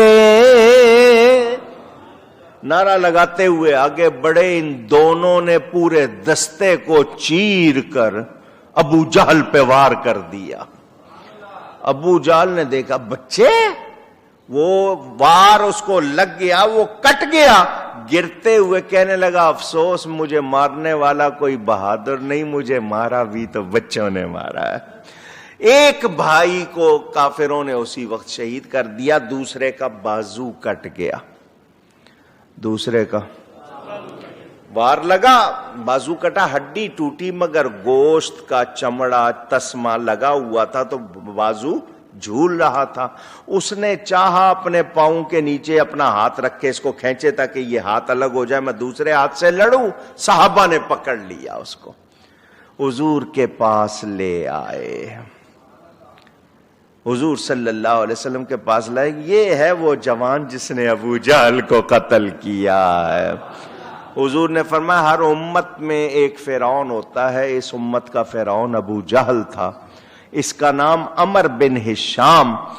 تو معاذ نے جب وار کیا تھا, معاذ اور معوذ دو بھائی, معاذ نے جب وار کیا تھا تو اکرمہ نے گردن پر تلوار کا وار, تو اس کا بازو کٹ گیا. تو یہ بازو لٹکتا ہوا حضور کے پاس لے آئے. حضور صلی اللہ علیہ وسلم یہ نہیں فرماتے کہ بھئی کوئی ہڈی جوڑ ہے یہاں پہ, کوئی جراح, کوئی وید, کو ڈھونڈو کوئی سیانا آدمی اس کی ہڈی جوڑے. کوئی نہیں, میرے آقا نے اپنی تھوک مبارک لگائی, کپڑا باندھ دیا. جب کپڑا کھولا تو کٹنے کا نشان بھی نہیں تھا. میرے نبی جیسا ہو سکتا بھی نہیں. حضور صلی اللہ علیہ وسلم نے وہ تلوار جس سے ابو جہل کو مارا گیا تھا فرمایا اس کو سنبھال کے رکھو, یہ نشانی ہے. حضور صلی اللہ علیہ وسلم کے وہ صحابی دوبارہ جو ہاتھ جوڑ گیا, دوبارہ تلوار اٹھا کے جا رہے ہیں اور میدان میں لڑتے ہوئے شہید ہو رہے ہیں. حضور صلی اللہ علیہ وسلم نے ابو جہل کی لاش تلاش کرنے کا حکم دیا. لاش ملی تو حضور نے فرمایا الحمدللہ الذی صدق وعدہ ونصر عبدہ وہزم الاحزاب وحدہ. تو حضور نے اس وقت شکر ادا کیا. اس کا مطلب کیا کہ جو گستاخ بے ادب سے لوگ کہیں کہ نہیں جی اس کے لیے برا نہ کہو, تو سنو حضور خود فرما رہے یہ اس امت کا فرعون. تو جو گستاخ ہے اس کے لیے کوئی ہلکا جملہ تعریف میں معمولی سا بھی کہا جا سکتا. دھیان رکھنا, فرعون جب غرق ہو رہا تھا تو کہہ رہا تھا میں خدا پر ایمان لایا, لیکن یہ ابو جہل جو ہے نا یہ کتنا سخت, یہ مرتے ہوئے کہہ رہا تھا اپنے نبی کو میرا پیغام دے دینا, میں عمر بھر ان سے دشمنی رکھتا رہا, اب بھی دشمن ہوں. ایسا بدبخت. حضرت ابن مسعود نے اس کا سر کھاٹا اور حضور کے قدموں کے پاس لا کے رکھ دیا. حضور یہ ہے وہ جو دعوے کر رہا تھا وہ فنا فی النار ہو گیا. زبیر بن عوام حضور صلی اللہ علیہ وسلم کے صحابی بھی ہیں, رشتہ دار بھی ہیں. ان کا مقابلہ عبیدہ بن سعید بن العاص, وہ شخص آیا نا وہ سر سے لے کر پاؤں تک لوہے میں غرق, سر پہ لوہے کی رنگ پہنی ہوئی اور ادھر پورا خول چڑھایا ہوا، چہرے کا بھی بنا کے، سینے کے لیے بھی بنا کے، ٹانگوں تک پورا لوہا اوپر چڑھایا ہوا کہ کوئی تیر مارے تلوار مارے تو نہ کٹے۔ حضرت زبیر نے دیکھا اس کی آنکھوں کے صرف 2 خانے، اسی میں نشانہ لے کے آپ نے نیزہ گھونپ دیا اور اس کو ٹھنڈا کر دیے، وہیں پہ ختم۔ وہ ایسا اس کے اندر گیا کہ وہ تو گر گیا فوراً، اب وہ نکل نہیں رہا تھا تو اس کے اوپر پاؤں رکھ کے کھینچ کے نکالا، وہ ٹیڑھا ہو گیا، حضور نے وہ نیزہ بھی محفوظ کر لیا۔ عکاشہ بن محصن، ان کی تلوار ٹوٹ گئی، تلوار چلاتے ہوئے ٹوٹ گئی، حضور کے پاس آئے، حضور میرے پاس اب کوئی چیز نہیں ہے، میں کس سے لڑوں؟ میرے آقا کے پاس کھجور کی ایک لکڑی پڑی تھی، فرمایا لو اس سے لڑو۔ لوہے کی تلوار سے لڑنا، وہاں پہ وہ ٹوٹ گئی ہے، یہاں حضور لکڑی دے رہے ہیں، وہ کہتے ہیں میں نے ہاتھ میں لی، وہ لوہے کی ایسی تلوار بن گئی کہ میں اس سے اتنا لڑا کہ جو اس تلوار کے سامنے آتا تھا کٹ جاتا تھا۔ یہ کون سے صحابی ہیں؟ حضرت عکاشہ بن محصن۔ میں نے پہلے بھی یہ باتیں سنائی ہیں، آپ کے ایمان کو مضبوط کرنے کے لیے پھر سنا رہا ہوں۔ میرے آقا کریم صلی اللہ علیہ وسلم نے فرمایا میرے 70,000 امتی ایسے ہیں جن کو اللہ بغیر حساب کتاب کے جنت میں داخل کرے گا۔ ناز دیکھو ذرا، ناز دیکھو صحابی کا۔ یہ حضرت عکاشہ کہتے ہیں حضور اس لسٹ میں میرا نام ہونا چاہیے، اس لسٹ میں میرا نام۔ آقا خوش کرتے ہوئے فرماتے ہیں تیرا نام ہے اس میں، میرے نبی کو سب خبر، بندہ مٹ جائے نہ آقا پہ وہ بندہ کیا ہے، بندہ مٹ جائے نہ آقا پہ وہ بندہ کیا ہے، بے خبر ہو جو غلاموں سے وہ آقا کیا ہے۔ میرا نبی بے خبر، جو نبی کو بے خبر کہتے ہیں وہ خود بے خبر ہے۔ حضرت سلمہ بن اسلم کو بھی ٹہنی دی، وہ بھی تلوار بن گئی۔ حضرت قتادہ کی آنکھ میں تیر لگا، آنکھ کا پورا ڈھیلا باہر آ کے لٹکنے لگ گیا، وہ کاٹنے لگے۔ کسی نے کہا حضور سے تو پوچھ لے، حضور سے تو پوچھ لے۔ وہ آئے حضور کی بارگاہ میں، میرے آقا نے ڈھیلا اٹھا کر واپس رکھ دیا۔ وہ کہتے تھے نہیں پتا چلتا تھا کبھی آنکھ پھوٹی بھی تھی، میرے نبی جیسا کوئی۔ کافروں کے پاؤں اکھڑ گئے، سرکار نے میرے آقا تلوار لہرا کے پیچھا کیا ان کا، وہ بھاگے۔ زوال آفتاب تک، صبح شروع ہوا زوال آفتاب تک معرکہ جاری رہا۔ مسلمان شہید ہوئے 14، کتنے؟ کافر مارے گئے 70 اور 70 ہی گرفتار ہو گئے۔ لاشیں، وہ لوگ اپنے لاشیں چھوڑ کے نا بھاگ گئے، سارے جان بچاؤ بھاگو، تو وہ بھاگ گئے، اپنی لاشیں چھوڑ گئے۔ حضور نے ایک کنویں میں سب لاشیں ڈلوا دی اور اس کو ڈھانپ دیا گیا۔ امیہ کی لاش، یہ جس نے حضرت بلال پر ظلم ڈھائے تھے نا، اس کی لاش کو ٹکڑے ٹکڑے کیا تھا تو اس کو وہیں ڈھک دیا گیا۔ میرے آقا نے 3 دن وہاں قیام فرمایا۔ جنگ کے بعد کتنا؟ 3 دن۔ 3 دن کے بعد آپ وہاں سے چلے۔ وہ جس کنویں میں کافروں کی لاشیں ڈلوائی گئی تھی، حضور اس کے کنارے اس کی منڈیر پر آئے اور کہا او ابو جہل، او امیہ، او عتبہ، او شیبہ، یا ابا جہل یا امیہ، عربی میں حضور نے ان کے نام لیے۔ هل وجدتم ما وعد اللہ ورسولہ حقا، کیا تم نے اللہ اور اس کے رسول کے وعدے کو سچ پایا؟ فَإِنِّي قَدْ وَجَدْتُمْ مَا وَعَدَنِي رَبِّي حَقًّا، بے شک میں نے اپنے رب کے وعدے کو سچا پایا۔ حضرت عمر پاس کھڑے ہوئے، دھیان سے سنیں، حضرت عمر پاس کھڑے ہوئے، حضور آپ ان جسموں سے بات کر رہے ہیں جن میں روحیں مردہ کہتے ہو نا، مردوں سے بات کر رہے ہیں آپ۔ حضور نے فرمایا تو ان سے زیادہ نہیں سن رہا، تو ان سے زیادہ نہیں سن رہا۔ فرق یہ ہے کہ یہ کافر ہیں، جواب نہیں دے سکتے، مردے سنتے، کافر مردے سن رہے ہیں، تو ایمان والوں کی شان کتنی، اور جو کہے نبی نہیں سنتا تو مسلمان ہے اونچی۔ حضور فرماتے ہیں اللہ نے میری قبر پر ایک فرشتہ مقرر کر دیا ہے، ساری مخلوق کی آواز سننے کی اس کو طاقت دی ہے، جو کوئی جہاں کہیں سے مجھ پہ درود بھیجتا ہے یہ فرشتہ اس کے باپ کا نام لے کر اس کا درود مجھ کو پہنچاتا ہے، اور قبر پر مقرر فرشتہ۔ مجھے بتاؤ جتنے سن رہے ہو، مجھے بتاؤ درود پڑھنے سے پہلے اپنا نام لیتے ہو؟ جی میرا نام کوکب نورانی اکاڑوی، میرے والد صاحب کا نام حضرت مولانا محمد شفیع اکاڑوی، اے فرشتے میں درود پڑھنے لگا ہوں، اعلان کرتے ہو؟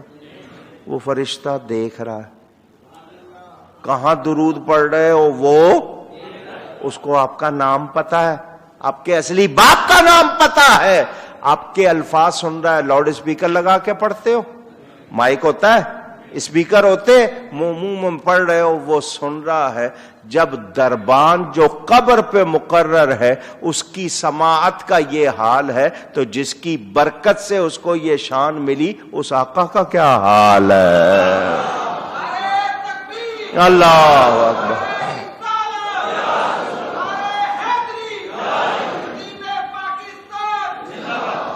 سمجھ آ رہی ہے بات؟ آج لوگ یہ کہتے ہیں نہیں جی مدینے جاؤ تو سنتے ہیں، یہاں سے نہیں سنتے۔ عجیب بات ہے، بچوں کی طرح ہاتھوں میں کھلونے دے دیے، ٹیلی فون کے، سیل فون، جوال، موبائل فون کہتے ہو، اس کا سسٹم جوڑ دیا وائی فائی کے ساتھ، انٹرنیٹ کے ساتھ، پوری دنیا میں جہاں چاہو وہ چلتا ہے۔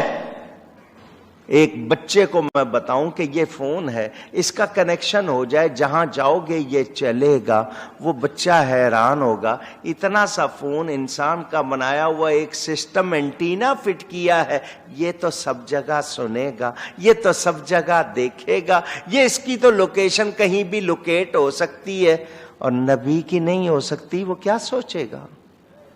کبھی سوچا یہ مادیات ان کے لیے مانتے ہو، روحانیات کو نہیں مانتے۔ سنو میرے نبی کی شان بہت بلند ہے، میرے نبی کے غلام دیکھتے اور سنتے ہیں،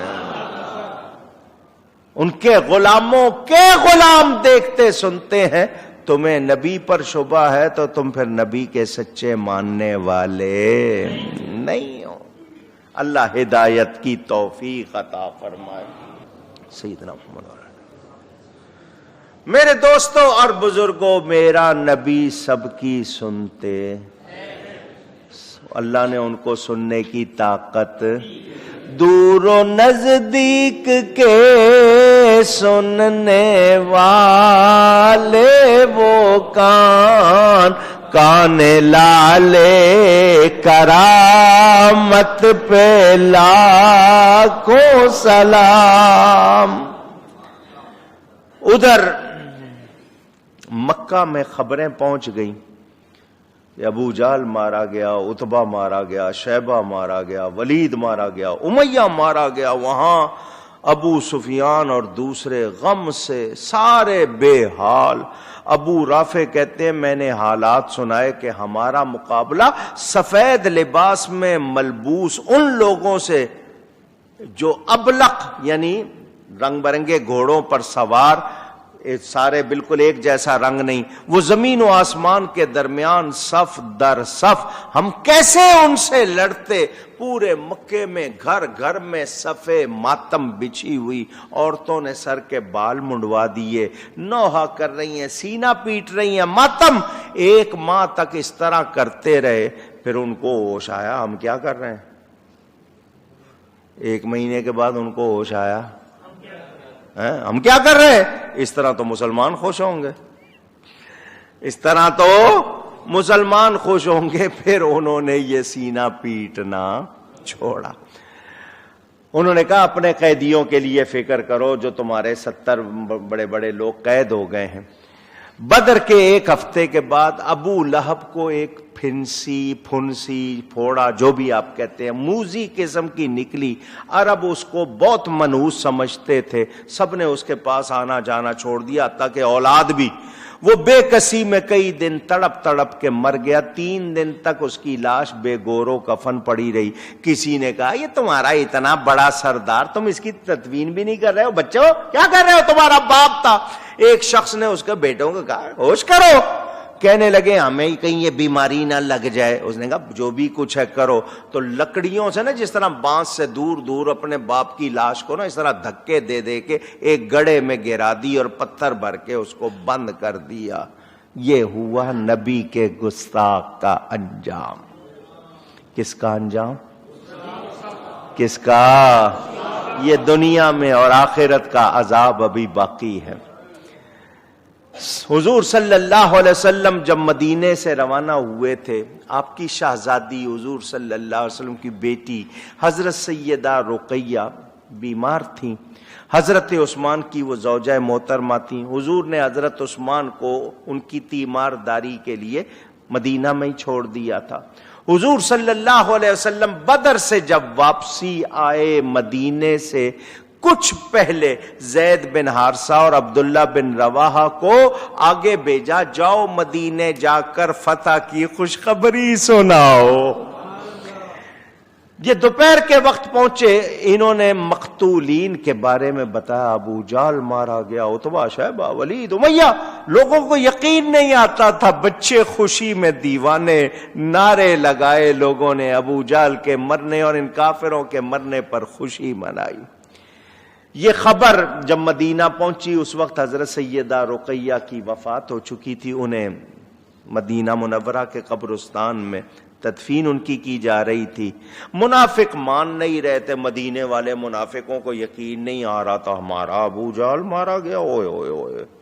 ان کا تو کوئی خاص تعلق تھا نا، اوپر سے کلمہ پڑھتے تھے، اندر سے اس کے ساتھ، ان کو یقین نہیں آ رہا تھا۔ انہوں نے کہا یہ نبی کی اونٹنی لے آیا ہے زید جو ہے، تو یہ ایسا ہی کوئی خبر دے رہا ہے۔ لیکن جب مال غنیمت 150 اونٹ، 10 گھوڑے، بہت سے ہتھیار، چمڑے کا سامان وغیرہ حضور لے کر داخل ہوئے تو سب نے یقین کر لیا واقعی اللہ نے مسلمانوں کو عزت دی ہے۔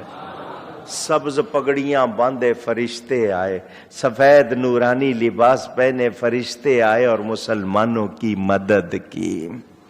ابھی حضور صلی اللہ علیہ وسلم مدینہ شہر میں داخل نہیں ہوئے، جبریل آئے۔ کون آئے؟ دھیان سے سننا، جبریل امین آئے، مجھے اللہ تعالیٰ نے بھیجا ہے آپ کے پاس کہ آپ سے پوچھوں آپ راضی ہیں؟ اور اللہ نے فرمایا جب تک میرا حبیب راضی نہ ہو واپس نہ آنا۔ کوئی ہوگا ایسا؟ اونچی ہو سکتا ہے کوئی؟ جبریل آ رہا ہے، اللہ فرما رہا ہے میرا حبیب راضی نہ ہو تو واپس۔ کیا آپ خوش ہیں؟ فرمایا میں رب سے خوش ہوں، تمہیں اجازت ہے جاؤ۔ میرے نبی کی شان بہت بلند ہے، اس کا کوئی اندازہ ہو سکتا؟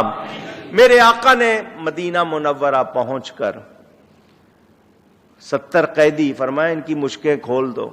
ان میں آپ کے چچا بھی تھے، دوسرے رشتہ دار بھی، دوست جو مکہ کے لوگ تکلیف میں کراتے تھے، حضور سے فرمایا مجھ سے لیٹا نہیں جاتا، ان کی رسیاں کھول دو۔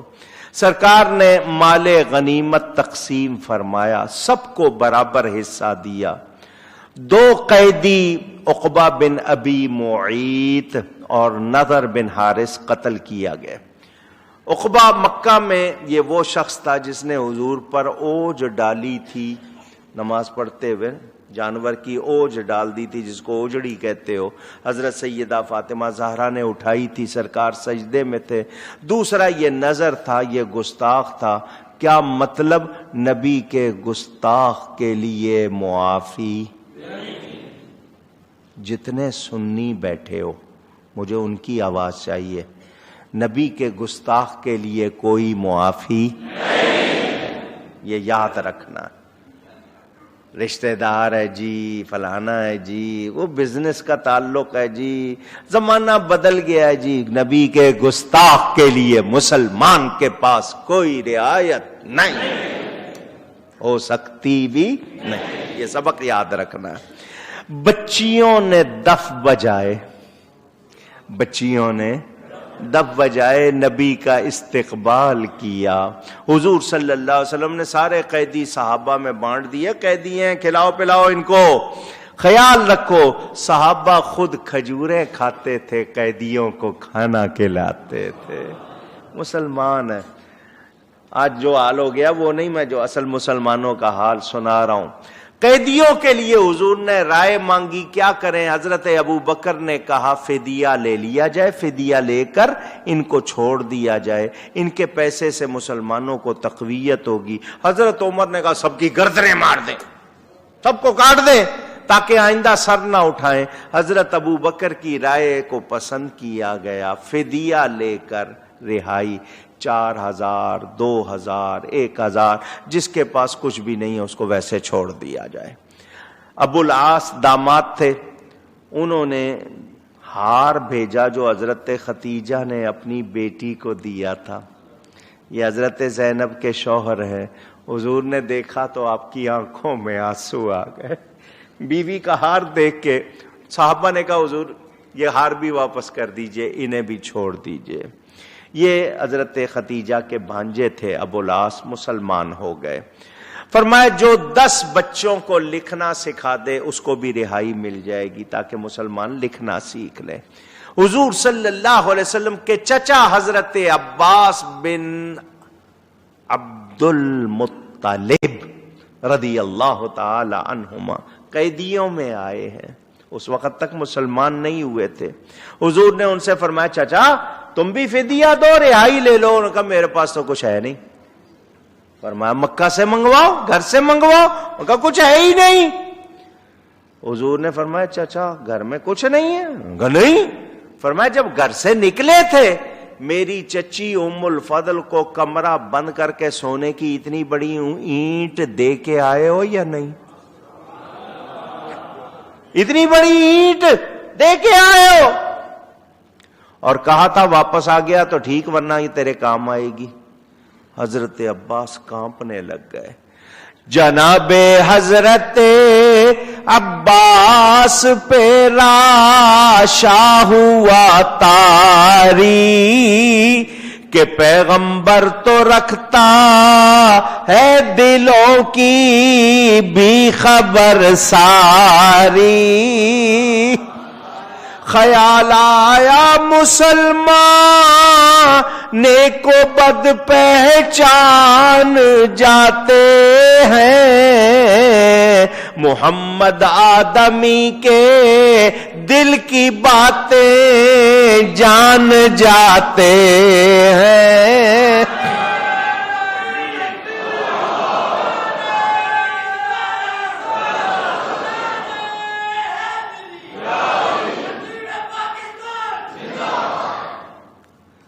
ایسے ہی ڈھیلے نعرے لگاتے رہنا انشاءاللہ بیڑا پا یا رسول اللہ۔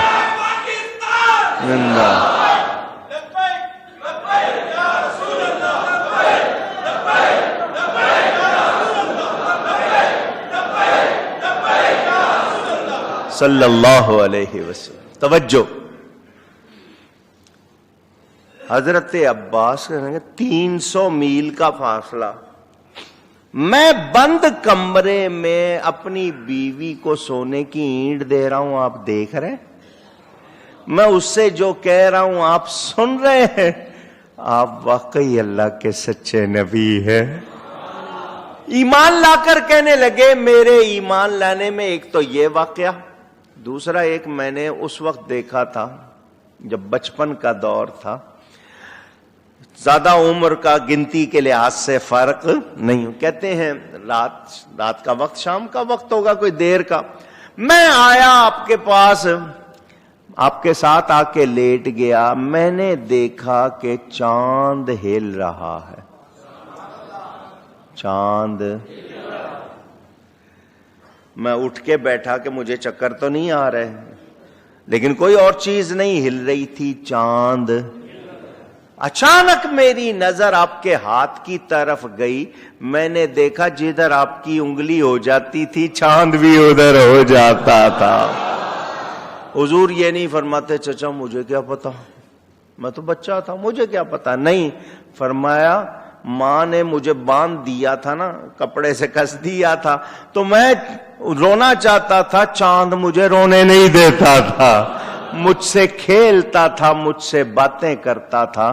اعلی حضرت فرماتے ہیں چاند جھک جاتا جدھر انگلی اٹھاتے مہد میں، کیا ہی چلتا تھا اشاروں پر کھلونا نور کا۔ اور یہ شعر اعلی حضرت کا نہیں، والد صاحب پڑھا کرتے تھے، کھیلتے تھے چاند سے بچپن میں آقا اس لیے، کھیلتے تھے چاند سے بچپن میں آقا اس لیے، یہ سراپا نور تھے وہ تھا کھلونا نور کا۔ اللہ اکبر، یا رسول اللہ، یا میرے دوستوں اور بزرگوں، حضرت عباس حضور سے کہہ رہے، حضور آگے سے یہ نہیں کہتے مجھے کیا پتا، نہیں، فرمایا چچا میں اپنی ماں کے پیٹ میں تھا، جب لوح محفوظ پر قلم چلتا تھا میں اس کی آواز کو بھی سنتا تھا، میں ماں کے پیٹ میں تھا، جب چاند عرش الہی پر سجدہ کرتا تھا میں اس کے سجدے کی دمک بھی سنتا تھا۔ اللہ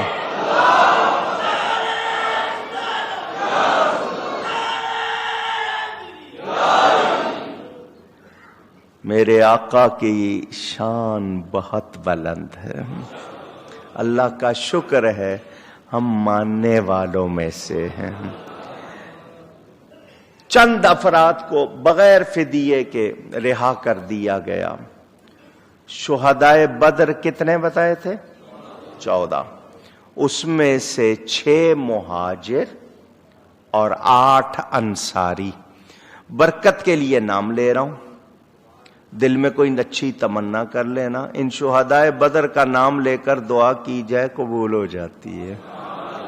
مہاجروں میں عمیر بن ابی وقاص 16 برس کی عمر، صفوان بن وہب یا صفوان بن بیدا بھی کہا گیا، ذو الشمالین بن عبد عمر، مہجہ بن صالح، عاقل بن بکیر، عبیدہ بن حارث بن عبد المطلب، یہ حضور کے چچا زاد بھائی تھے۔ 6 یہ مہاجر، 8 انصاری، سعد بن خیثمہ، مبشر بن عبد المنذر، یہ اوس قبیلے کے، اور پھر خزرج کے حارثہ بن سراقہ، رافع بن معلا، المعلا بھی لکھا ہے، عمیر بن الحمام، یزید بن حارث، عوف بن افرا اور معوذ بن اپرا، رضی اللہ عنہم وجزاہم اللہ عنا وعن الاسلام خیر الجزا۔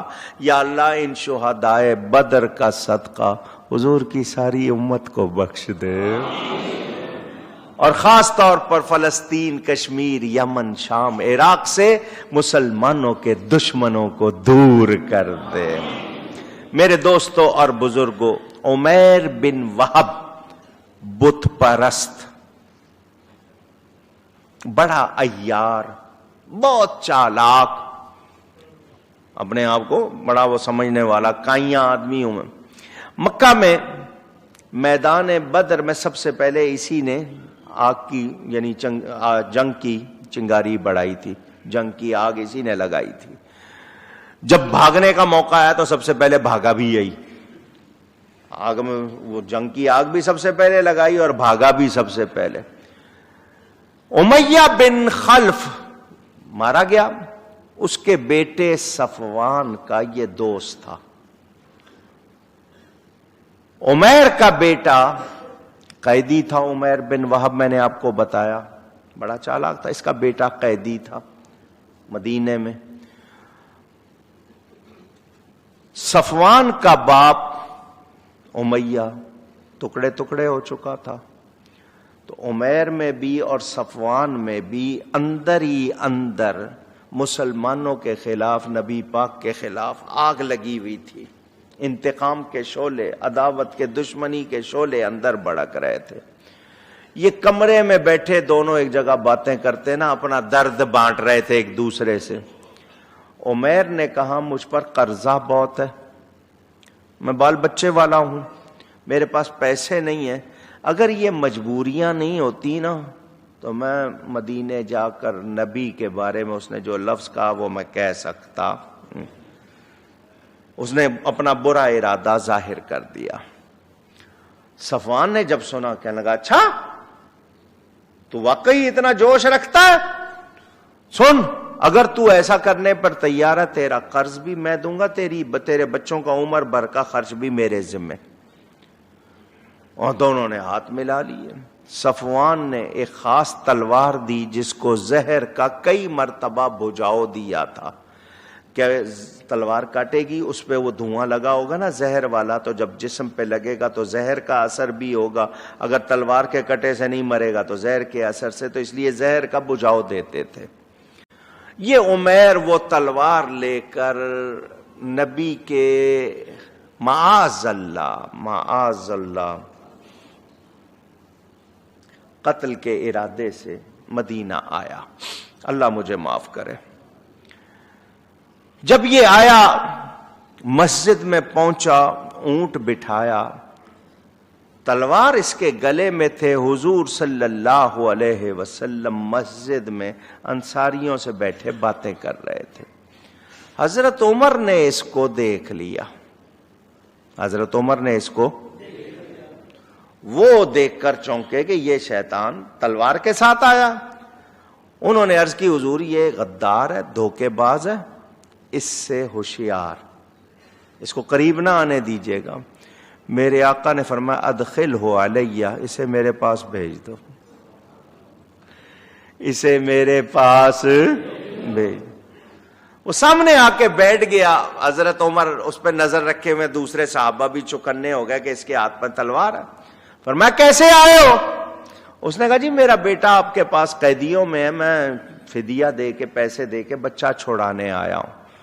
حضور نے فرمایا پھر تلوار کیوں لے کے آیا ہو؟ اگر بچہ چھوڑانے آیا ہے تو تلوار کیوں لے کے آیا؟ اس نے کہا جی پہلے ہماری تلواروں نے ہمارا کیا فائدہ کیا ہے، پہلے ہم تلواروں سے کون سے بچ گئے؟ فرمایا سچ بول۔ جب میرے نبی نے کہا نا سچ بول، کہنے لگا جی میں بیٹا چھڑانے آیا ہوں۔ فرمایا سچ کہہ رہا؟ اس نے کہا جی۔ فرمایا تو اور صفوان جب کمرے میں بیٹھے تھے، بند کمرے میں تیرا اور صفوان کا کوئی مکالمہ نہیں ہوا، کوئی وعدہ نہیں ہوا؟ وہ کانپنے لگ گیا۔ صفوان نے ذمہ لیا تیرے قرضے کا، تیرے بچوں کے خرچ کا، بول۔ جب حضور نے یہ کہا کانپنے لگ گیا، اسی وقت کلمہ پڑھ کے مسلمان ہو گیا۔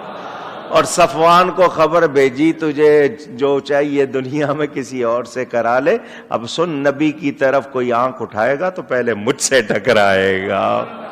نبی پاک صلی اللہ علیہ وسلم کا یہ مجاہد بن گیا۔ میرے نبی جیسا اللہ فرماتا ہے اللہ نے تمہیں مدد دی. 313 کے نام چھپے ہوئے.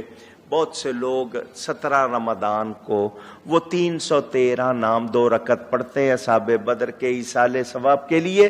وہ 313 نام پڑھ کر دعا کرتے ہیں اور یہ آزمایا ہوا ہے, ان کی برکت سے اللہ دعا قبول کر لیتا ہے. چھپے ہوئے نام ملتے ہیں. اب تو انٹرنیٹ پہ بھی موجود ہے, ریکارڈنگ بھی موجود ہے. اللہ تعالی ان تمام اصحاب بدر پر کروڑوں رحمتیں فرمائے. اور ہماری اس مسجد میں تو ان کا خاص حصہ ہے. والد صاحب قبلہ کو خصوصی اجازت ملی تھی کہ 313 اصحاب بدر, ان کو چونکہ مقبولیت, یہ وہ لوگ ہیں حضور نے منبر پر رونق افروز ہو کر فرمایا تھا اے ملو ما شئتم قد غفر اللہ لکم, اب تم جو چاہے کرو اللہ نے تمہیں بخش دیا ہے. بخشے ہوئے. تو والد صاحب نے خصوصی اجازت سے یہ اعلان کیا تھا جس کو کوئی حاجت ہو وہ 2 رکعت نماز پڑھے اور کہے یا اللہ میں 313 اصحاب بدر کے صدقے میری جائز حاجت پوری ہو جائے تو میں 313 روپے مسجد گلزار حبیب میں دوں گا. پہلے دن سے ہزاروں نے یہ منت مانی ہے, ان کی منت پوری ہو جاتی ہے, مسجد کی تعمیر جاری ہے ماشاءاللہ. تو اس مسجد کو تو خاص فیضان حاصل ہے. لیکن آج موقع آیا ہے تو ہر سال تو آپ یا جب بھی کبھی اپنی حاجت کے لیے ان کو یاد کرتے ہو نا. اب رمضان شریف میں 17 تاریخ کو ان کو ویسے محبت سے یاد کیا کرو اور ہدیہ پیش کیا کرو. یاد رہے یہ اصحاب بدر بڑی شان والے. کتنے لوگوں نے آزمایا. اب بھی وہاں جا کر میدان بدر میں جب وہ لوگوں نے رات وہاں گزاری تو انہوں نے دیکھا اب بھی وہاں پر وہی آوازیں آتی ہیں, صحابہ کے نعرے گونجتے ہیں. لوگوں نے آزمایا. اللہ تعالیٰ ان اصحاب بدر کے صدقے امت مسلمہ پر خاص کرم فرمائے. ام المومنین حبیب رب العالمین عتیقہ بنت عتیق صدیقہ بنت صدیق بنت صدیق آرام جانے نبی, اس حریم براءت پہ لاکھوں سلام. سیدہ عائشہ صدیقہ رضی اللہ تعالی عنہا, نبی پاک کی وہ بیوی جس کی شان میں اللہ نے 17 آیتیں اتاری ہیں. جبریل امین ان کو ریشمی کپڑوں میں لپیٹ کے لائے کہ اللہ نے ان کو آپ کے لیے دنیا و آخرت میں آپ کی بیوی بنایا ہے. یعنی اللہ تعالی نے حضرت عائشہ کو حضور کے لیے پسند کیا. رب کا انتخاب ہے. حضور صلی اللہ علیہ وسلم کی زوجہ محترمہ, محبت بھی بہت تھی, پیار بھی بہت تھا, لیکن اللہ نے جو ان سے کام لیا ہے 2200 سے زیادہ حدیثیں ان سے مروی ہیں. علماء کہتے ہیں دین کے 3 حصے کیے جائے تو ایک حصہ حضرت عائشہ سے امت کو ملا ہے. کتنی بڑی عالمہ تھیں, کتنی زاہدہ تھیں, کتنی شان تھی ان کی. یہ وہ خاتون ہیں جن کو حضور نے فرمایا عرب میں کھانا ہوتا ہے سرید, وہ بنایا جاتا ہے, بڑا ان کا اعلیٰ کھانا شمار ہوتا ہے. اس کو فرمایا جس طرح کھانوں میں سرید سب سے اعلیٰ ہے, عورتوں میں عائشہ سب سے اعلیٰ ہے. حضور صلی اللہ علیہ وسلم کی زوجہ محترمہ, یہ حضور کے ساتھ سفر میں, حضر میں, اور حضور صلی اللہ علیہ وسلم کے بعد انہوں نے جو دین کی خدمت کی ہے ان پہ کروڑوں سلام. بڑی ان کے فضائل کے حوالے سے میرے والد صاحب قبلہ کی کتاب سفینہ نوح حصہ 2, اس میں شروع میں حضرت سیدہ فاطمہ زہرا کے اور پھر حضرت عائشہ صدیقہ کے فضائل مناقب, ان کا بھی یوم وصال یوم وفات یہی 17 یا 18 رمضان بتائی جاتی ہے. اللہ ان پر کروڑوں رحمتیں فرمائے. بدر میں ایک مجاہد تھا, عربی میں فتح جوان کو کہتے ہیں. ایک مجاہد تھا, اس کے ہاتھ میں وہ تلوار تھی جو نبی نے اس کو عطا کی تھی. اس تلوار کا نام ذوالفقار تھا. ذوالفقار، آگے وہ جو کنارے بنے ہوتے ہیں نا ان کو فقار کہتے ہیں. ذوالفقار، 2 منہ تھے اس کے.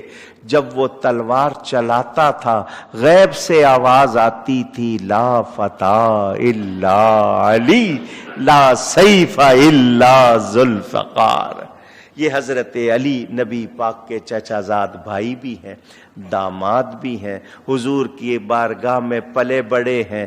نبی پاک صلی اللہ علیہ وسلم کو کتنے پیارے ہیں، حضور سے ان کا تعلق کتنا ہے، اس کی تفصیل آپ سنتے رہتے ہیں. فرمایا ان علی منی وانا منہ، علی مجھ سے ہے میں علی سے ہوں، اور وَهُوَ وَلِيُّ كُلِّ مُؤْمِن، اور علی ہر مومن کا ولی ہے. علی ہر مومن کا ولی ہے. صرف وہی کہے گا جو مانتا ہے، مجھے دوسرے کی آواز نہیں چاہیے. علی ہر مومن کا ولی ہے. ولی ہے، ولی کے معنی دوست، ولی کے معنی پیارا، ولی کے معنی مددگار. وہ آج بھی ہمارے مددگار، ہم ان کو مولا علی کہتے ہیں کیونکہ نبی نے ان کو مولا بنایا ہے. وہ آج بھی ہمارے مددگار ہیں. ہم یا علی مدد پکارتے ہیں. صدیق اکبر، فاروق اعظم، عثمان غنی، میرے نبی کا ہر صحابی محترم، ہر ایک کی شان، مگر میں مولا علی کی بات کر رہا ہوں. یہ مولا علی کون ہے؟ حضور نے فرمایا تجھ سے محبت رکھے گا مومن، تجھ سے بغض رکھے گا منافق. کسوٹی بنا دیا. کسی کو دیکھنا ہو نام علی لو، چہرہ کھل جائے تو دیکھ لینا سنی ہے، مسلمان ہے، اور چہرہ نہ کھلے، بل پڑنے لگ جائیں، کوئی اندر مڑوڑ سسٹم شروع ہو جائے، دیکھ لینا منافق ہے، دیکھ لینا. حضور صلی اللہ علیہ وسلم مدینہ آئے، ایک مہاجر ایک انصاری کو آپس میں بھائی بھائی بنا دیا، تم اس کے بھائی، تم اس کے بھائی، تم اس کے بھائی. حضرت علی کو کسی کا بھائی نہ بنایا، وہ ایک طرف کھڑے ہو کے رونے لگ گئے. حضور نے فرمایا کیا ہوا؟ حضور آپ نے ہر ایک کو ایک دوسرے کا بھائی بنایا، مجھے کسی کا نہیں بنایا. فرمایا انت اخی فی الدنیا والآخرہ، تو دنیا و آخرت میں میرا بھائی ہے. اللہ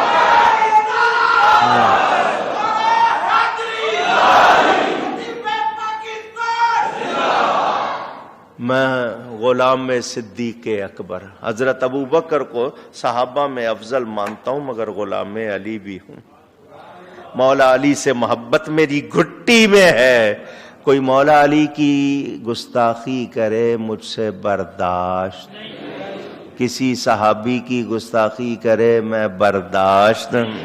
سنو سنو، مولا علی کون ہے، ان کی شان کتنی ہے، ان سے پیار کا مقام. صحابی بھی ہے، اہل بیت میں سے بھی ہے، اور نبی جس کے لیے فرما دے لحم کا لحمی جسم کا جسمی. نہیں سمجھو گے، بڑی اونچی باتیں ہیں. حضور جس کو کہے تیرا جسم میرا جسم، تیرا گوشت میرا گوشت، اس کی کیا شان ہوگی. وہ مولا علی، ان کا یوم شہادت 21 رمضان 17 کو ان پر حملہ ہوا، اس کے بعد 3 دن وہ ظاہری حیات میں رہے، پھر پردہ فرما گئے. کروڑوں سلام مولا علی پر. اللہ کریم ان کے درجات بلند فرمائے، اور ان کے صدقے عراق شام جہاں اس وقت تباہی مچائی ہوئی ہے غیروں نے، اللہ ان علاقوں کو آزاد فرمائے. ان کے فضائل بیان کرتے رہیں، عمر گزر جائے گی، کہاں ہمارا جی بھرے گا. بڑی شان ہے، بڑا مقام ہے، نبی پاک صلی اللہ علیہ وسلم کے پیارے ہیں. 2 باتیں. اعتکاف، کیا کہا؟ یہ چونکہ لفظ آپ نے سب نے سنا ہوا ہے، سب کو پتا ہے، عربی کا لفظ ہے. اللہ کی عبادت کی نیت سے مسجد میں بیٹھنا، کیا کہتے ہیں اس کو؟ یہ 3 قسم کا ہوتا ہے. کتنی قسم کا ہوتا ہے؟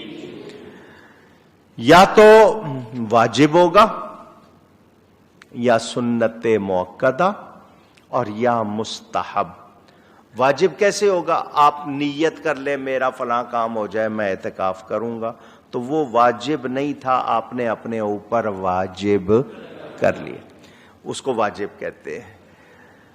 سنت مؤکدہ، مؤکدہ کا مطلب جس کی تاکید کی گئی، انفسائز کیا گیا، انسسٹ کیا گیا، وہ رمضان کے آخری عشرے کا اعتکاف، 20 تاریخ 20ویں روزے کو عصر کے بعد مسجد میں پہنچ جانا، افطاری سے پہلے مسجد میں آ گئے۔ اب کب اٹھنا ہے؟ جب شوال کا عید کا چاند، یہ 9 دن ہو یا 10 دن، 10 ہی دن شمار ہوتے ہیں، بھلے 9 دن ہو، 29ویں کو چاند ہو جائے شمار 10 دن ہی ہوں گے۔ وہ آپ کو ثواب 30 روزوں کا ہی ملتا ہے، جب بھی 29 بھی ہوں ثواب 30 کا ہی۔ تو آپ نے 20ویں کی شام سے لے کر چاند نکلنے تک مسجد میں بیٹھنا، اس کو سنت مؤکدہ، مگر علی الکفایہ۔ علی الکفایہ کا مطلب یہ کہ محلے میں ایک شخص بھی بیٹھ گیا سب کی طرف سے ہو گیا، ایک بھی نہیں بیٹھا تو کسی کی طرف سے نہیں ہوگا، سب گناہگار ہوں گے۔ اس کو کہتے ہیں سنت مؤکدہ۔ تیسرا مستحب، نفلی یا مستحب کہتے ہیں، جب بھی مسجد آئے مسجد میں داخل ہونے سے پہلے کہہ دیا میں سنت اعتکاف کی نیت کرتا ہوں۔ ہم نے باہر لکھوایا بھی ہوا ہے، نویت سنت الاعتکاف، کہ میں نیت کرتا ہوں سنت اعتکاف کی۔ کیوں؟ کہ مسجد میں لیٹنا پڑ جائے، پانی پینا پڑ جائے، معتکف کے سوا کسی کو اجازت نہیں، تو اگر آپ نے وہ پڑھا ہوگا تو مسجد میں پانی پینا، لیٹنا آپ کے لیے جائز ہو جائے گا، اور اعتکاف کا ثواب بھی ملے گا۔ تو یہ 3 طرح کا اعتکاف، رمضان کے آخری عشرے کا اعتکاف اہل ایمان کرتے ہیں۔ قرآن میں اس کا بیان، حدیث میں بیان۔ میں بہت مختصر 2 باتیں کر رہا ہوں۔ ثواب کتنا ہے؟ بیہقی میں روایت موجود۔ راوی کون ہے؟ راوی کہتے ہیں سن کر دیکھ کر آگے بیان کرنے والا۔ راوی کا نام سنو گے؟ سناؤں؟ سنیں گے؟ سیدنا امام حسین رضی اللہ، میرے نبی کے شہزادے، وہ راوی ہیں کہ اعتکاف کا ثواب 2 حج اور 2 عمروں کے برابر ہے۔ ایک حدیث سنی، ابن ماجہ میں حدیث موجود، ابن عباس رضی اللہ تعالی عنہما، نبی پاک صلی اللہ علیہ وسلم کے چچا زاد بھائی، وہ کہتے ہیں اعتکاف کرنا ایسا جیسے ساری نیکیاں کر لی۔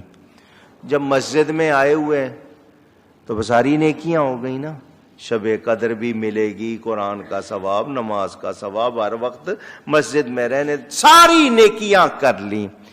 معتکف پر سنت کیا ہے؟ ابو داؤد میں حدیث، ام المومنین حضرت عائشہ صدیقہ فرماتی ہیں معتکف پر سنت یہ ہے کہ نہ کسی کی بیمار پرسی کو جائے گا، نہ کسی کے جنازے کو جائے گا، نہ ہی کسی اپنی اور جو ضروری لازمی حاجت کے بغیر مسجد سے باہر نکلے گا۔ حضور صلی اللہ علیہ وسلم اعتکاف فرماتے تھے ہر سال رمضان میں آخری عشرے کا، اور جس سال پردہ فرمایا اپنے زیادہ دنوں کا اعتکاف فرمایا۔ مسجد میں اللہ کے لیے عبادت کی نیت سے ٹھہرنا اعتکاف۔ عورت بھی اگر مسجد میں اکیلی کا نہیں، 10 عورتیں مل کے انتظام ہے پردے کا، حفاظت کا، ورنہ گھر میں بیٹھیں، اور گھر میں بھی ایک کنارے پر جس حصے میں وہ بیٹھنا چاہیں گی، مسجد البیت کہتے ہیں اس کو، یا ایک گوشے میں، لیکن وہ اکیلی مسجد میں نہیں بیٹھے گی۔ منت مان لی ہے کسی نے میں اعتکاف کروں، اور میں وہ کہتے ہیں جی اب وہ منت والا اور رمضان والا ملا لیں تو وہ منت والا الگ، یہ سنت اعتکاف الگ ہے۔ آپ نے سوائے لازمی حاجت کے باہر نکلنا، اونچی آگ لگی ہوئی ہے باہر نہیں نکل سکتے، بیمار نہیں، آپ کو کسی کے جنازے میں جانا ہے نہیں، اگر آپ گئے تو اعتکاف ٹوٹ جائے گا، اعتکاف ٹوٹ جائے گا۔ جمعہ نہیں ہوتا مسجد میں، آپ کو صرف جمعہ پڑھنے کے لیے جانا ہے دوسری مسجد میں، پڑھ کے فوراً آ جانا ہے، درمیان میں کہیں رکنا نہیں۔ کوئی قرض والا مل گیا اور قرض کی باتیں شروع ہو گئیں، اعتکاف ٹوٹ جائے گا۔ کھانا پینا سونا مسجد میں ہوگا، معتکف کا کھانا پینا سونا مسجد میں ہوگا۔